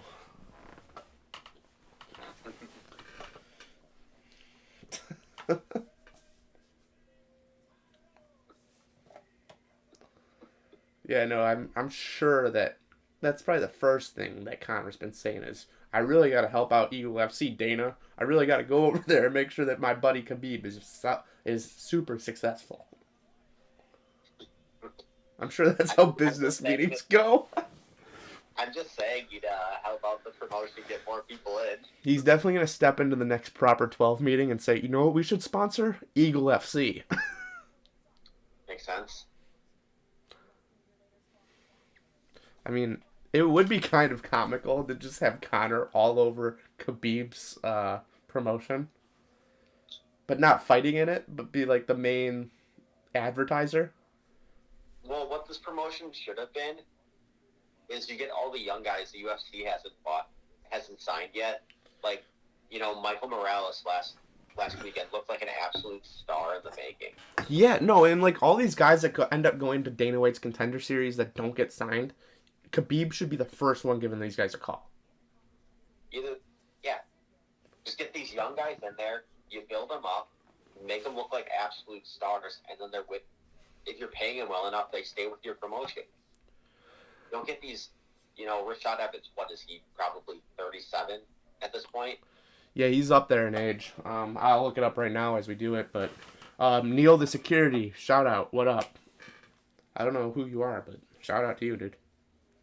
But yeah, I mean, you might want to get a couple of guys on there, you know, get him a veteran like Rashad Evans, so, you know, people who know him, who follow the UFC are like, oh, I can see him fight again, and then have him fight these young guys, which might suck for Rashad Evans. Rashad Evans is 42. He's 42? Damn, I'm old. He's a little old. And I guess the other guy is 35 he's fighting. Yeah, I mean, 35, MMA is weird, because your prime really is, like, age 31 to 34-ish. So, I mean, like, that's okay. But you can't be too old, like Rashad Evans. I actually... You can't be 42? What'd you say? You can't be 42 years old? No, I mean, Glover showed that you can be 42. However, Glover is not Rashad Evans. Or I should say Rashad Evans is not Glover. is just, well, I mean, Glover just absolutely worked his ass off to get where he is now. Yeah, I mean, personally, I haven't heard anything about Rashad Evans. I knew Glover was in the contention. I said that Glover deserved a title shot. I didn't think he was actually going to win, but I mean, I knew that he was working every day towards this. Okay, that was the graphic that they showed. That was okay because it showed that he came in at 204. His competitor came in at 202, but they didn't put it up for very long. The UFC likes to put that thing up and let it be present for like 30 seconds at least. Yeah. I mean, they did that for the last fight, too. They've probably done it for every fight, but because I'm like talking just like a normal person, obviously this isn't a sport where a lot of people just sit down, watch it by themselves. Usually you're talking with some friends and watching some MMA. But if you're just talking, maybe you have your face turned, you're going to miss that entire graphic. I'm actually really excited to have Jennifer Sturger on the pod, kind of talking about what it was like. It's been weird now that the main card's been going on. I really haven't seen much of her. They want to keep the women off the broadcast as much as possible. For what reason?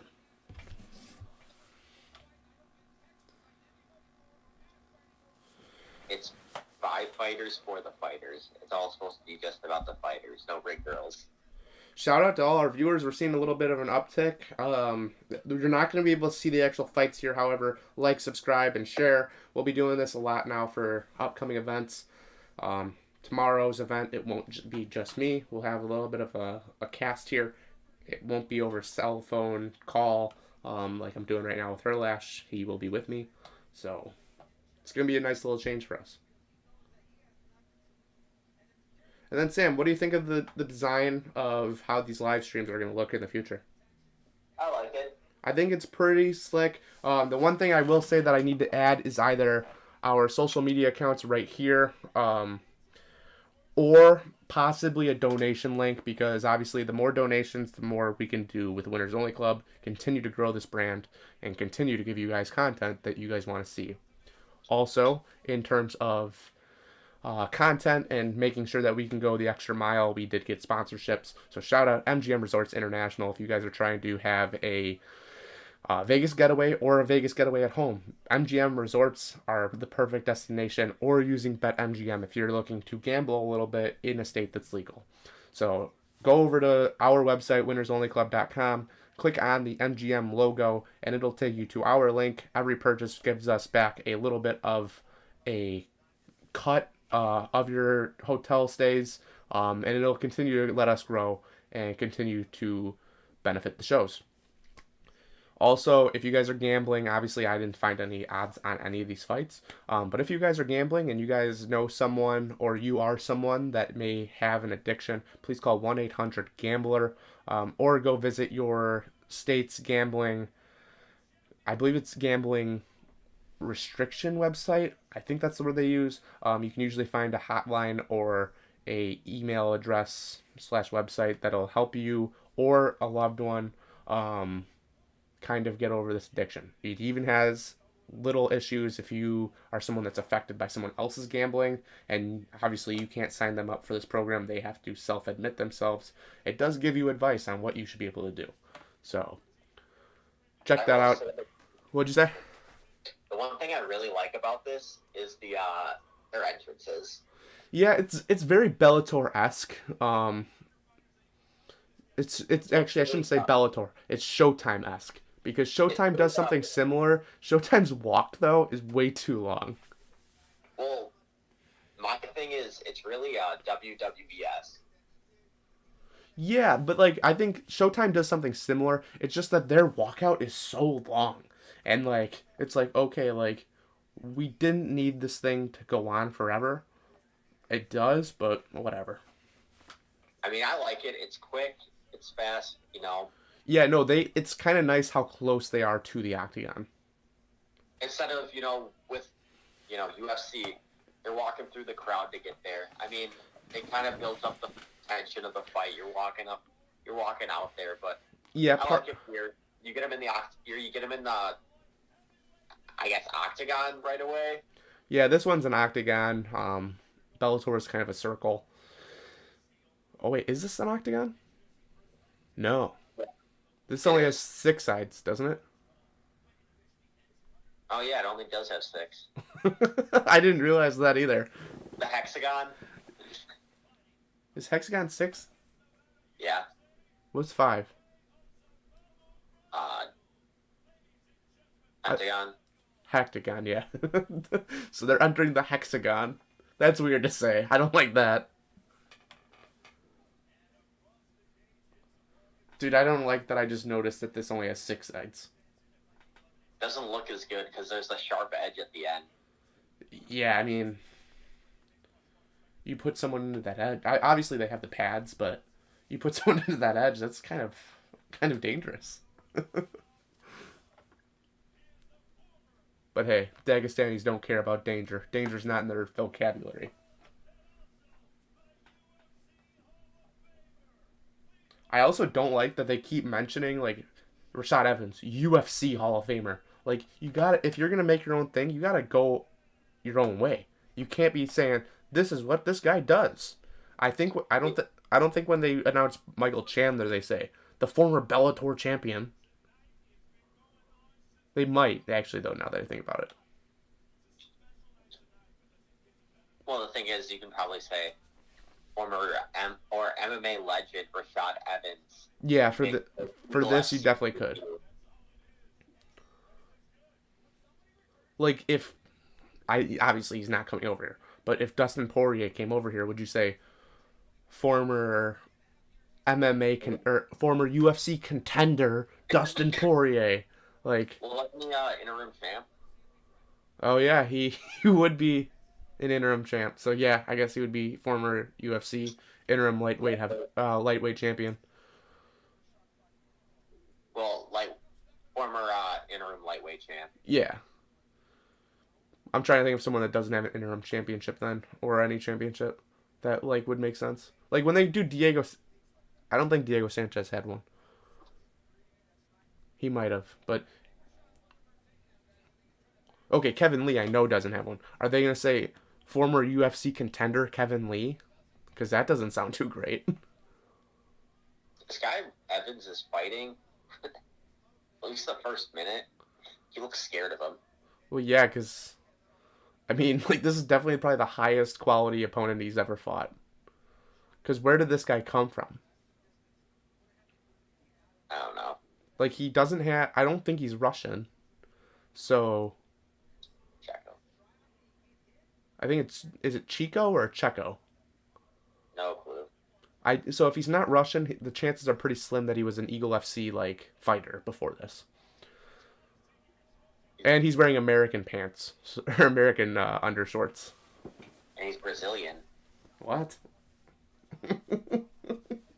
This guy's all types of confused. I like the camo shorts, though. Yeah, I mean, it's very Bryce Mitchell-esque, but he's definitely not Bryce Mitchell. Do you agree with me, though? It's kind of a bad decision to make these gloves white and not, a black or, a charcoal gray. I mean, I kind of like them. I don't like how big they are. See, that's the thing. It's kind of obnoxious looking. When I first turned on the broadcast and they had that annoying, blue light in the octagon, I thought they were wearing boxing gloves. Yeah, my thought is, they're obviously the same size as a UFC glove, but because that UFC glove is black, it doesn't look as big.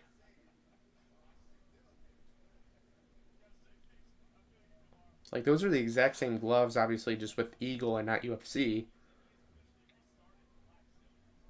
Speaking of UFC gloves, your boy. Which one? Jake Paul. Dude, oh my god. Let's talk about Jake Paul real quick. Did you listen to that diss track I sent on the group chat today? No. I mean, good, but if he's buying in to the UFC, which I haven't seen any actual proof that he did it. I think it's just more of a report right now. Why would you diss the company that you're buying into? I mean, the guy's not smart. No. MVP Promotions is a failing promotion right now. So why are you putting money into the UFC? Obviously, the UFC is going to take your money. They have no issue with doing that. But Right? Oh. He also is acting like he owns like 100% of the shares of UFC. Like, couldn't be further from the truth. He's talking about maybe going to shareholders meetings. Well, I mean, his money compared to Dana's money is nothing. Right. Dana sold this company for, I think it was $4 billion. And made it into a deal that he was still going to get paid to be the president, because no one could do that job as well as Dana. Oh, yeah. I mean, him making fun of Dana is just a joke at this point. If I was Dana, I wouldn't even respond to him. No. Except for the publicity that it gets for your company. Yeah, but like the whole Dana White diss track where then he's dissing Conor. He dissed a couple guys in that. Jorge. Obviously, that's not something you do when those are the stars of the organization that you bought into. Like, supposedly bought into. I really didn't see any proof. I mean, at least Checo in this fight is trying to go for submissions. Like, he tried to go for a triangle, tried to go for an arm bar. Yeah, I will say in this first round, it wasn't as big of a domination for Rashad Evans as I thought it would be. Kind of shows off that Rashad Evans might be a little too old to be continuing to do this. But, I mean, Evans still won the round. He had side control for much of it. But Checo, whatever it is. What? I'm just saying. Okay, this ref, though, like, that's not a good call. I don't know if it's like a language barrier. You shouldn't be tapping them because it's almost like you're calling off the fight or saying that the round is over. You need to just tell him, you gotta give him the warnings. You gotta say, get your feet out of the cage. And if it continues, then you take a point. Well, I'm just more... Also, issue right now, where's the cut, man? There's a cut right in between his eyes. Why are you not trying to, go to that? I was just more excited that someone that was on their back was actually going for stuff compared to the last two fights. Dude, does this Chico guy not have a cut man? Because that seems like a poor decision in MMA. You don't need a cut man. Yeah, you're right. Who needs that? Also, shout out to all of our viewers. I know you guys don't care about this, but this is an easy way for us to get to monetizing our videos by getting those watch hours in. Also, like, subscribe, do everything you guys got to do. Watch out for tomorrow's MMA hour. Watch out for tomorrow's NFL First and Goal podcast. We'll also have a live stream. So tomorrow's gonna be a loaded day. Three videos getting released. It's gonna be a fun day. Especially because there might be some big NFL news coming in the next couple days.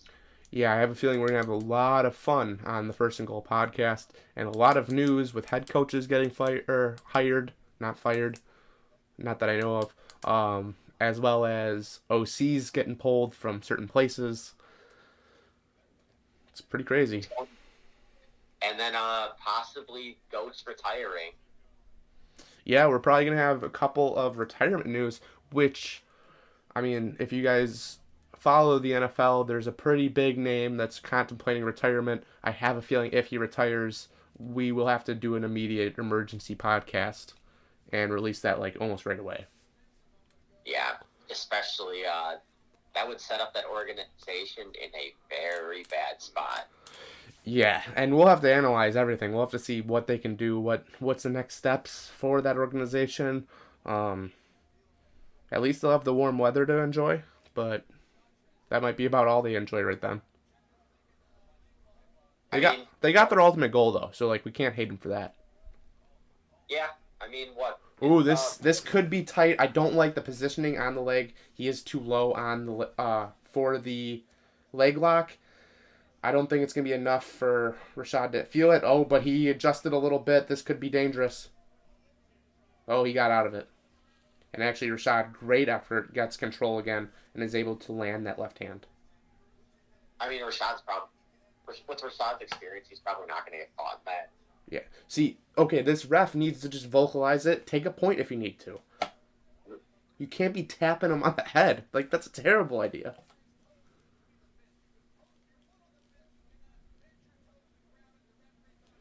That's like the first good info Shale has given all day. Explain the rules. Also, it seems like Shale Sonnen was fired from ESPN, which I'm starting to understand why.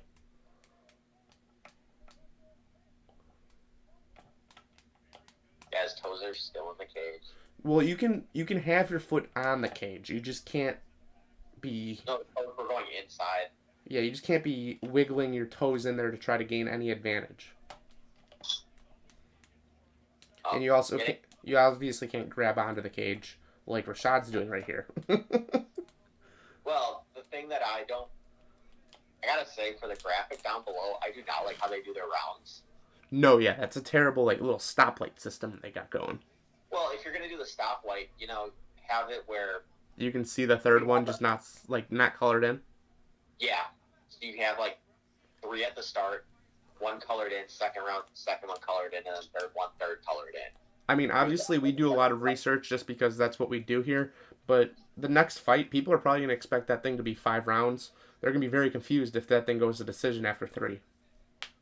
Yeah. And Rashad's pants are falling down. Yeah, I mean, also, like, it is kind of a weird move. Why are they wearing underwear? Like, I mean, not to be weird about it. I mean, it's probably good that he's wearing underwear at this point. Yeah, thank God. But, like, this is why the UFC doesn't have... This is why the UFC has, like, their Venom deal. Oh, this could be a dangerous leg lock. If he can continue to turn over, looks like Rashad's got... This could be dangerous. Yeah, I think he's going to get out of it, though. Again, Rashad probably just has the experience to know how to get out of that. Yeah, Rashad got out of it because he's now got the leg into a good position. It's not great in terms of trying to escape the position, but he's not going to be in any danger. Oh. I mean, speaking of leg locks and not being in any danger, Francis Ngannou with that torn MCL. Okay, so, like, I've never torn my MCL and ACL. I would imagine, though, you would still feel it, but there's rumors that he just didn't feel it at all. Rashad's pulling up his pants. Dude, does this guy want to see Rashad naked or something? Right. This is such a, like, obviously this is the advantage of the Venom deal, and people that don't like the Venom deal need to look at this, because, like, this dude's wearing essentially chubbies under his fight shorts, and Rashad Evans' pants are falling down. And you can see his jock strap in there, too. Yeah, I mean, I think the Venom shorts, like, the big advantage is that it's all built into one, and it's pretty much designed, like, to fit you. What the hell are these uniforms? The Super Groovies? I do like Checo's tattoos. I have to say, though, do you give that round to Checo? He was kind of he was dominating the round. Obviously, the submission attempts weren't as successful as he'd hope, but I would say he was doing more. Do you think it's 1-1? I think it might be 1-1, 1919. I mean, like, that was a great reversal. He lands 2 to 3 good punches, but then it came right back to Checo, and he was able to at least get Rashad into a position where he was ineffective. I don't know. They seem to be saying that it may have went to Rashad. I don't really agree with that, though. I would say 1919.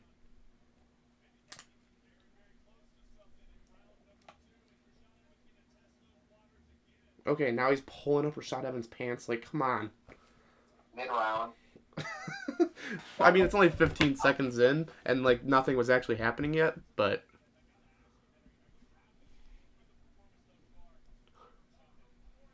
Also, yeah, I don't understand the ref wearing a mask. Is Emily in the room? Is it not like with the UFC where everyone's tested beforehand? Yeah, I mean, you would think, but I think they are able to wear their own shorts, which is part of the whole deal. Like, because that's a big issue with the UFC. They say that because they have this Venom deal, they're not able to use their own sponsorships and wear their own sponsors on their leg, and they're not maximizing their money. Which, fine, that could be a real argument, but at least they know that they have clothes that fit them. And for the guys that don't have real sponsorships, like we saw our boy Ben Parrish struggle to gain as many sponsorships as he could. There's going to be a lot of guys that can't get anything. That can't be legal. Like, okay. But Pulling himself up with the cage. But the Venom deal really does benefit a lot of these low-level guys, and no one talks about that. They only talk about how Francis can't make $1 million off endorsements, which is kind of his fault because he could easily do commercials. He could easily do things on social media. What? He only fights once a year. He can be doing commercials the entire rest of the year. Right, like, I mean, all these guys that are sponsored by Monster and Red Bull, as soon as, like, they're getting their hand raised, they have a Monster Red Bull in their hand. No one said that they couldn't do that. Gatorade, that's another great example. They're squirting Gatorade bottles into their fighter's mouth in the middle of the round, which I think is a lot more valuable than just having a logo on their shorts. I want to see that these athletes actually use these products, not just getting payday from it. Why don't they get a tattoo of it on them? Yeah, I mean, if that's what they're really worried about, get a temporary tattoo. Get one of those, like, 6-month the ones that last 6 months. There's no rule against that. You just can't get it on the shorts. I mean, you can get a tattoo on your chest or something. I mean, unless you're Juliana Pena, who wears a full-on T-shirt. Respect to Juliana Pena, but I mean, there's a lot of space on your body. The first true mom champ. Yeah, I mean, I'm not trying to get too much into the full true mom champ. She's the first champ that's given birth. We can say that. Trying to get me in trouble. I'm not Ariel Helwani.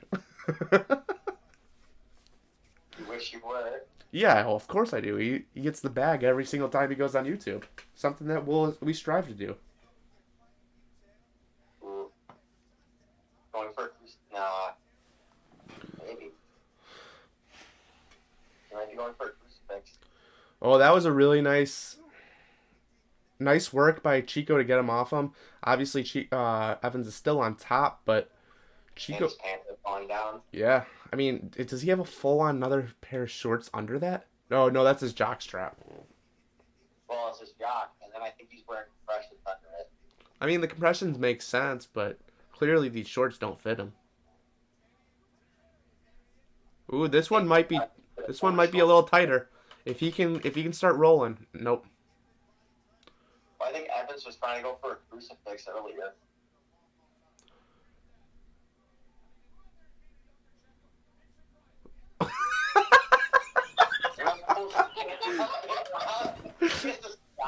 Come on. What type? He can pull his pants up. Dude, this is an amateur show at this point. You can't have the guy's pants falling all the way down. Nice little jab from Chico. Caught him by surprise. I mean, you think Rashad Evans would be able to afford shorts that fit him? Well, there's probably a reason he's fighting in Eagle FC at 42. True. Wasn't he a former light heavyweight champ? Former champ. I would imagine it was at light heavyweight. The only other division that I could see it at was middleweight, but I think it was light heavyweight. I think he was the champ right before John Jones. The GOAT? Yeah, I mean, the greatest of all time for sure. Thought it was GSP. I don't say it's GSP. That's an argument that you can have, and it's a real argument. There's a lot of people that do punish John Jones based on his previous actions, but What? Beating on women? I mean, that and a few others. But yeah, no, I personally still give it to Jones.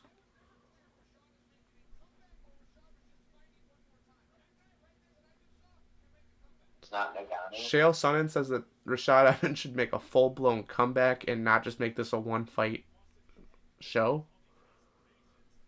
That's a real hot take that I do not like. I mean, in light heavyweight, there's no way he could be the top. I don't think there's a chance to be the top 10 guy right now. Well, who knows what the top 10 of Eagle FC looks like, though? Oh, I thought he meant UFC. No. Just like a general MMA comeback. Okay, I thought he was talking about UFC comeback, and I was like, there is no way he could be the top 10 guy in light heavyweight. I don't think so either.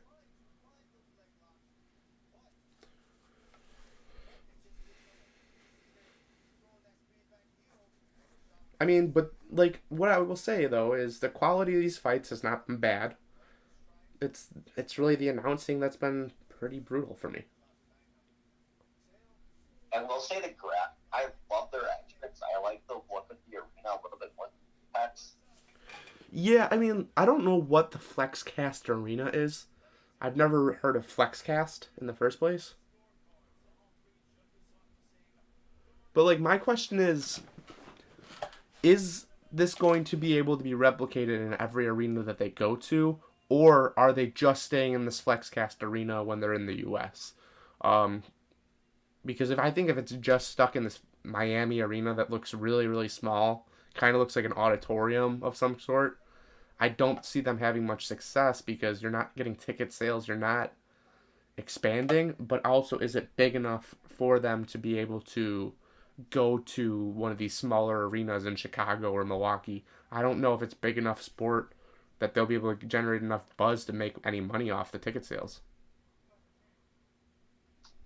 Yeah, probably not, but I mean, it makes sense too that they're doing this for a free stream right now because I don't know many people that would actually pay for it. No, and like, what would you charge for this quality of fight right now? Would be a real question. Like, you can't I don't think you can charge any more than $20 right now. Emily said $5. I mean, kind of thinking Barstool does Rough and Rowdy. Rough and Rowdy only costs, I think, $14.99, and that's with Barstool behind it. It's not Khabib. I'm saying Barstool's bigger, by the way, than Khabib. Yeah, true, but obviously these are professional fighters and not just a bunch of redneck hillbillies.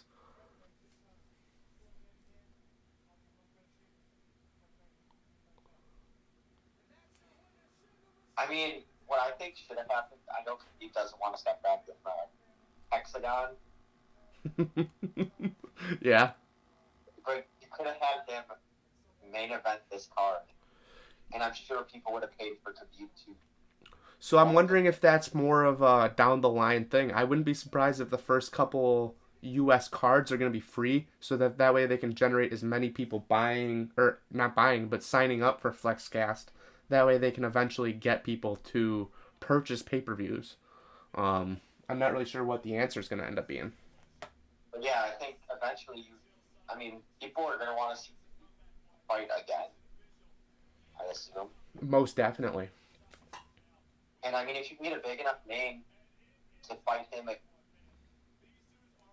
just have him come out, even just one match, I'm pretty sure you can get a decent amount of pay-per-view, people to just buy that pay-per-view.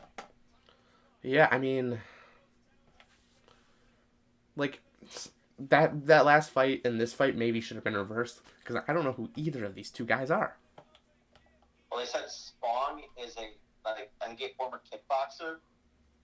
I think he's got, 2 professional MMA fights. Okay. And we also know how good kickboxers have looked in the last couple of months in the UFC. Like, what is... Kevin Lee is an entertainer. I will give them that. Kevin Lee is definitely the biggest contract that they've given out.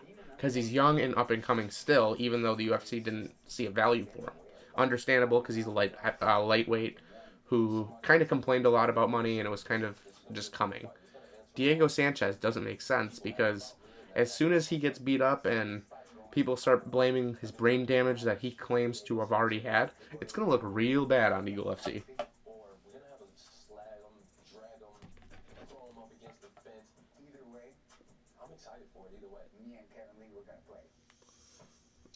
I do not like that fight. It's going to be free on FlexCast. It says it right there now. And March 11th for 46. Yeah, so there's a card at 45 in 2 weeks. But it's in Russia somewhere.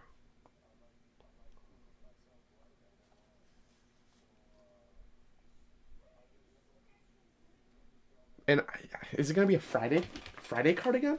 I don't that part I probably should have looked into. Also, what time are we gonna be on? See, another good question. Like, are they just trying to get this Flex? Is FlexCast like an international brand, or is that just the U.S.? There's a lot of questions about this whole thing.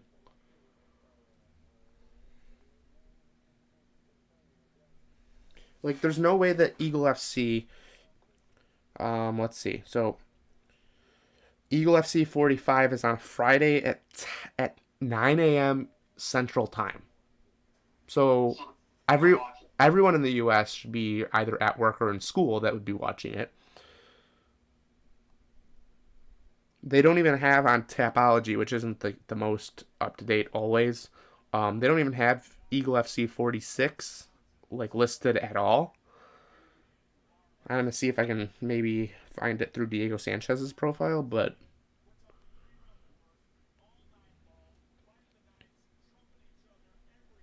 I was gonna say, is that TJ Dillashaw? No. no, that would be something. Dude, I think Usman literally stepped into this just because he saw how badly it was going down.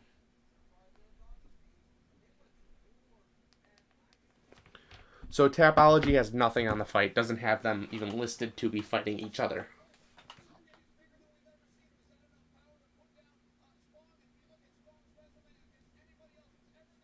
I mean, Usman's he's probably been the best out of the four of them.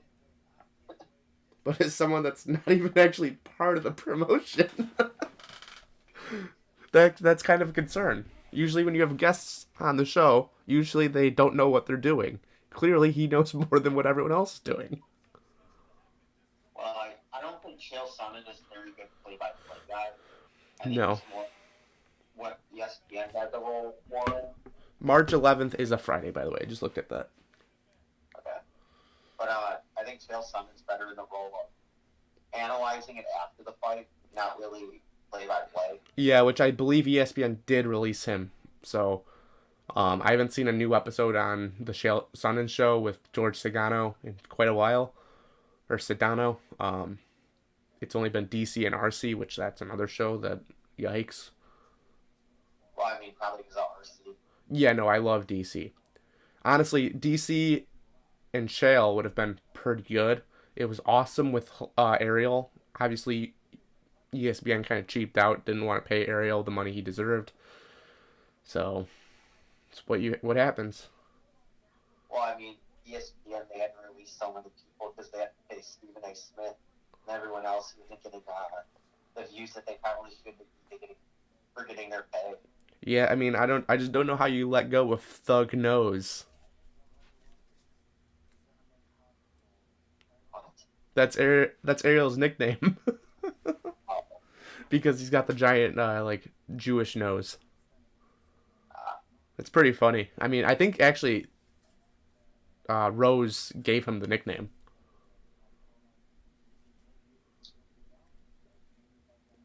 Who's Rose fighting next?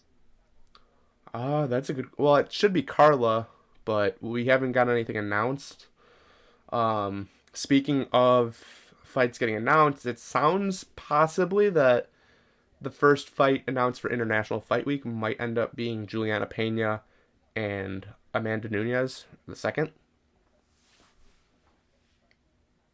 They want to bring that one back to Vegas, and they said wanted to go to a summer card. I can't imagine that after having so many cards in Vegas that they're going to have multiple pay-per-views from T-Mobile in the summer. Yeah, I mean, does that headline it then? No, I would imagine they'll still put a Conor fight in.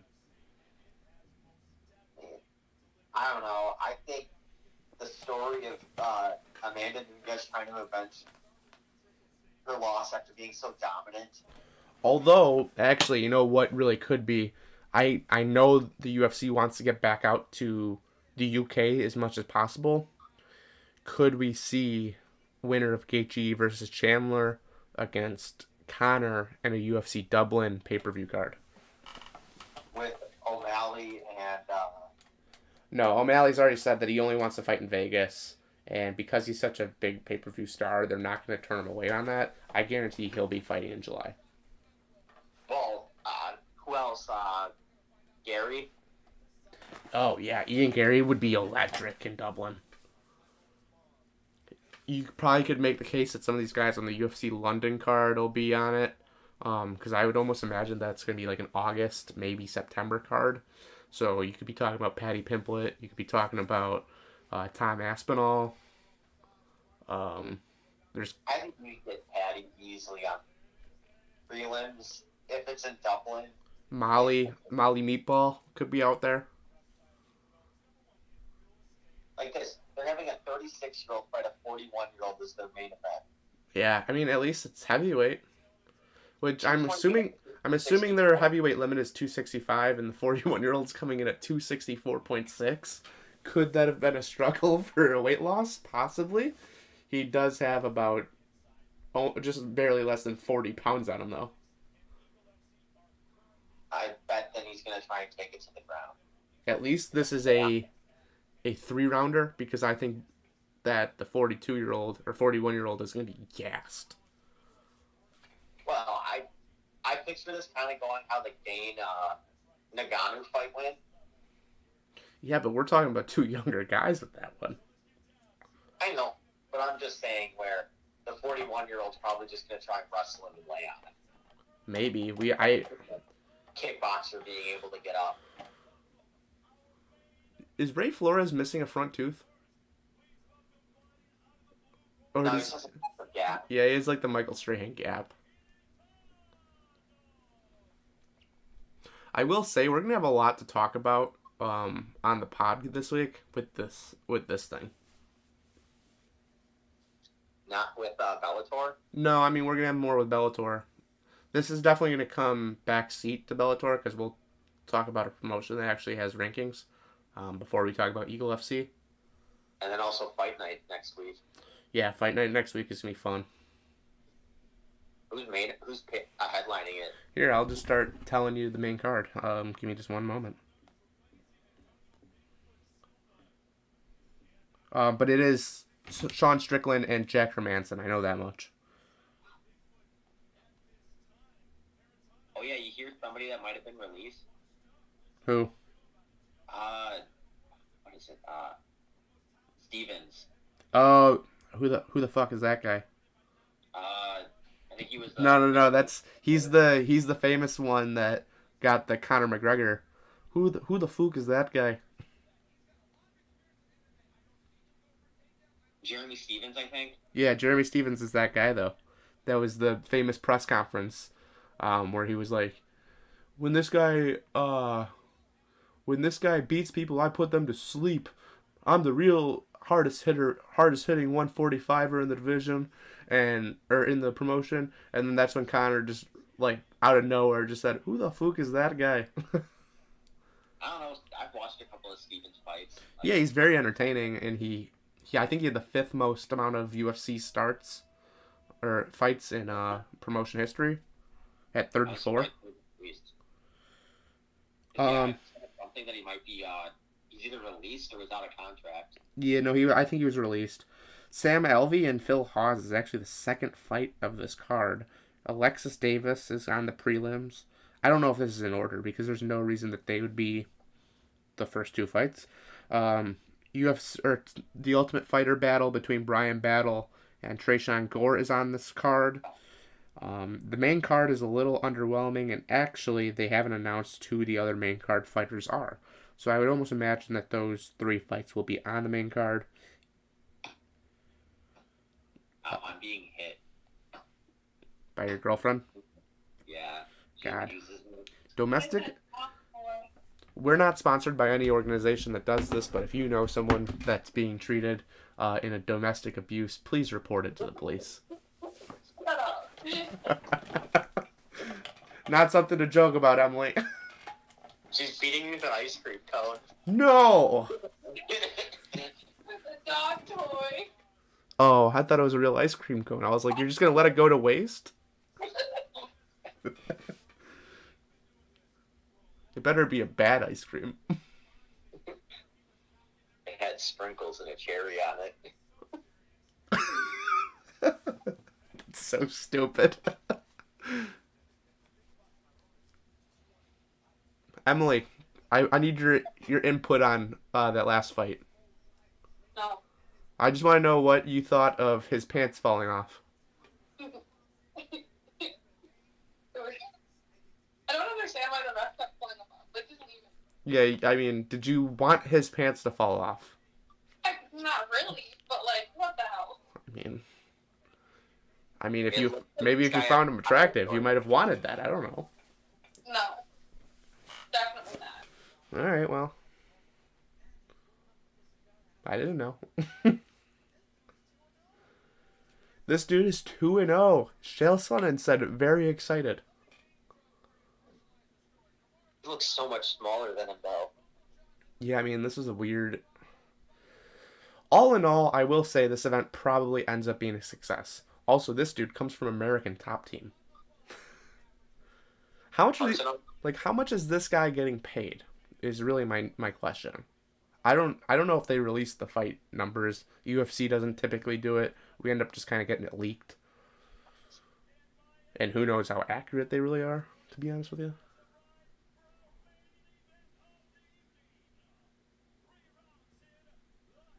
I hate that this main event is 3 rounds.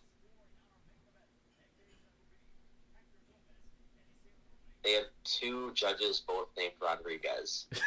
Are they brothers? I mean, very common last name, obviously, but...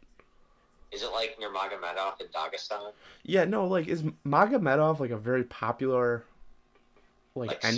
ending to a last name? I mean, I'm not the guy you should be asking. I've never been to Russia. I mean, do you study Russian history? Oh, yeah, all the time.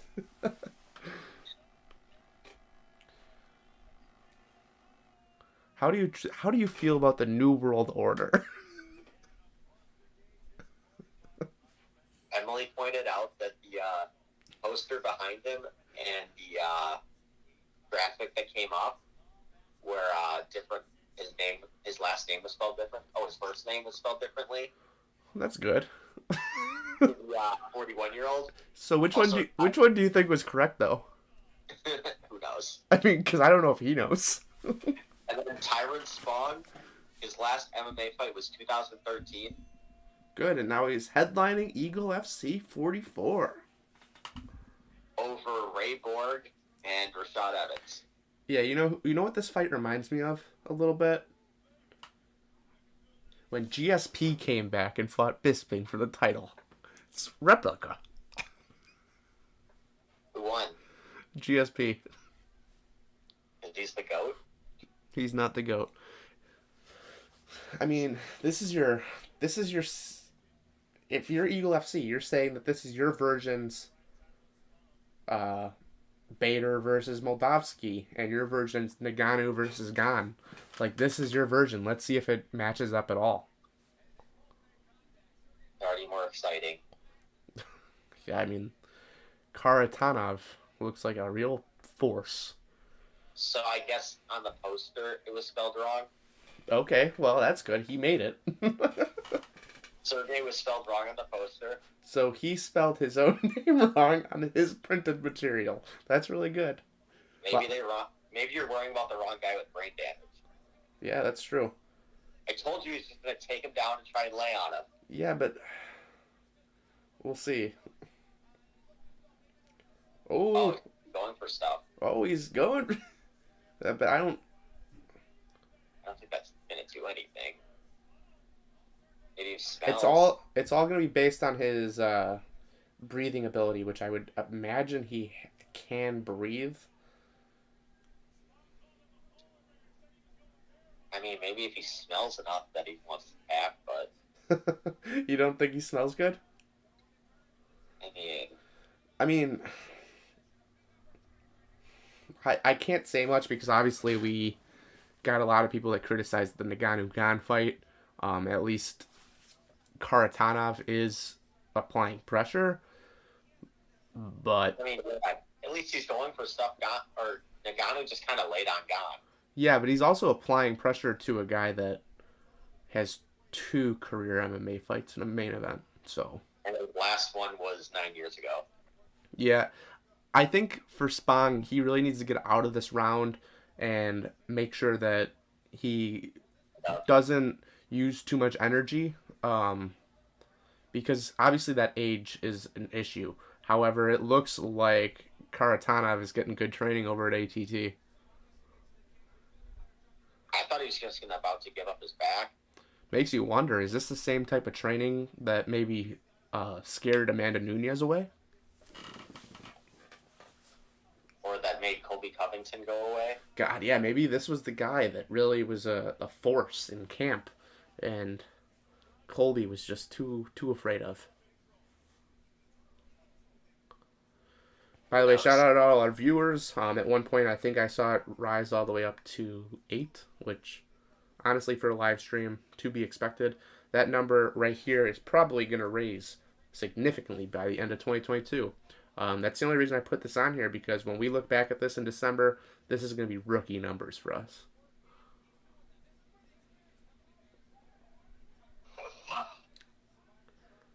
We are seeing some good jumps in the viewership numbers. I'm pretty proud of it, to be honest. A lot of times where we're averaging over 5 views.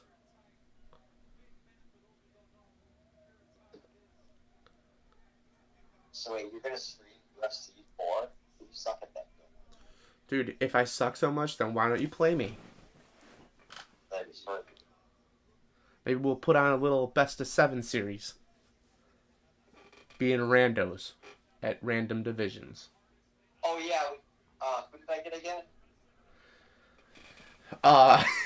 Yeah, no, we got the women's fight where you were, I think, Alexis Davis. Or no, I was Ronda Marcos, and she just had incredible. Stamina. What'd you say? She had incredible stamina. Yeah, incredible stamina. Like, you were literally punching me for 15 straight minutes, and your stamina bar didn't go down at all. Yeah, before we talk more about the video game, how do you feel about this first round? Do you think Spong's going to be able to get out of it for this final minute? I mean, this might be tough. Kartanov's landing some massive blows to him right now. I do have to say, this might be enough to say 10-8 round. Yeah. But I do like how Spong is moving back and forth. This is going to be using a lot of the energy, like we had said he might need to be avoiding using. That was a nice little choke with the left hand that Spong just didn't have enough really experience to know how to get out of this. I mean, when you're kickboxing, you're not used to this, that's for sure. I think Spong has to definitely keep this in a stand-up fight if he has any chance. I don't think he's very comfortable being on his back at all. Yeah, I mean, I like the ability of Spong. I think that this is something that he's going to have to improve on. Kickboxing world champ, obviously he's not hoping that this thing gets to the ground again.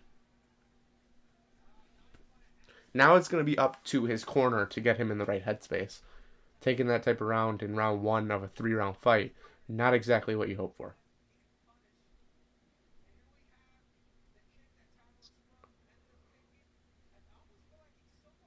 Emily said that Kartanov's like a big bully in middle school, just laying on top of someone and beating them up. What type of middle school is she at? Emily was the one in middle school doing this. No. I mean, you did tell me when you played basketball you were the enforcer of the team. Go, Emily. She was the one that if anybody got like hit or anything, the coach would send her in to go push him over. It's the modern day Dennis Rodman over there. She's essentially like the enforcers from the NHL, but basketball. Dude, are we getting a doctor stoppage? What is this? Mid-round or like at the start of the round? It's the Fight League made by fighters for fighters. Does Spong have the power though for this division? I mean, he probably should have. He looks like he could have probably went down to 205. Yeah. I mean, he looks like he's in good shape. I think he could have probably lost the extra 17 pounds. Although, who knows? Obviously, this is him after he blew up, so who knows what he looked like at weigh-ins. Yeah. But, honestly, for whatever he's weighing right now, unless he didn't change at all, if he didn't change at all, and this is just his walking around size, not great. He probably should have dropped and looked for a light heavyweight fight. That's probably what, 270-ish, 280? Yeah, he's probably coming into this right here about 280, 285. Obviously, his 285 probably looks a lot different than Ngannou's 285, but he's also 41. Yeah, I mean... I'm not gonna lie, I thought the logo on his shorts was Warner Brothers, and I was about to be really confused. That would be great. I was like, is this the MMA version of Space Jam that they're gonna be making? I mean, even in the stand-up, it looks like Hurtanov's the one with the heavier blows. Definitely. I mean, Spong is looking better, but... Yeah, I mean, like, this is still anyone's fight, really, because it does... Although, they both don't look like they've lost any energy. Oh, here we go. This is probably not the sport for Spong. Or maybe it is, and... Hurtanov's just that good. You gotta conceive, believe, achieve like a samurai. Thank you, Neil the security. That was really, really good info. I don't know I don't know what that means, though. Am I missing something? You miss a lot of things. Is that a movie quote? I don't watch a lot of movies. I mean, you don't watch a lot of non-X-rated movies. Yeah, you're right. I mean, and I don't make it too long in those movies. I'm in and out. I'm all about business. You're efficient. Yeah, I mean, as Juliana Pena says, if it don't make money, it don't make sense. And let me tell you, I'm not making any money from that activity. Oh my god. Alright, well, that was... Well, he had one arm pinned to it by his leg, the other one he's holding with the other arm and just pounding on him. Yeah, that was... Stop that. That's not a good main event, for being real. They really should have reversed the Rashad Evans in this fight. Was this better than the Don Nagano fight? Just embrace it, dude. Okay. Sounds interesting. I think the best heavyweight fight might be next week or tomorrow. Out of the past 2 weeks. Yeah, I really like the Bellator Moldavsky fight. That's gonna be something that I talk about on tomorrow's episode of Dietry's MMA Hour. So guys, tune in. This is now all but over. Final thoughts, Sam, on the first U.S. streamed Eagle FC event. Again, I think they should go the more young, up and coming route. You know what else is kind of weird, and I mean, like, this isn't crazy, but you know what is strange? This was on a Friday night. It is 9:45 in the Midwest, and the entire card is over. Well, it's 10:45 in Miami. Yeah, but like Madison Square Garden, they went to like 12:30 in the morning. I like that it's done at 10:45. Yeah, but I mean, also, like, think about the West Coast. Like, this thing was over by 7:45. That'd be 8:45. Huh? In California, it's 7:45 right now. Oh, yeah, fuck. My bad. I mean, Hawaii. Like, I don't know how many people are fighting in Hawaii, but obviously we get some talent. It's, what, 5:45? Like, yeah. People are just leaving work. I guess they can rewatch it now, but... I mean, you're going to know all the results, so... It's just weird that this thing was on Friday night. I actually would have probably preferred it to be on Sunday night. I think that would have been better for their scheduling moving forward. Obviously, right now, trying to compete against football wouldn't have been great, but for future, I think they should move to Sunday nights. All right, Sam. We'll see you tomorrow.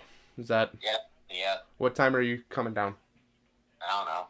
All right, just When I wake up. keep me alert. We'll get this live stream going for Bellator 273, and we'll continue this train moving.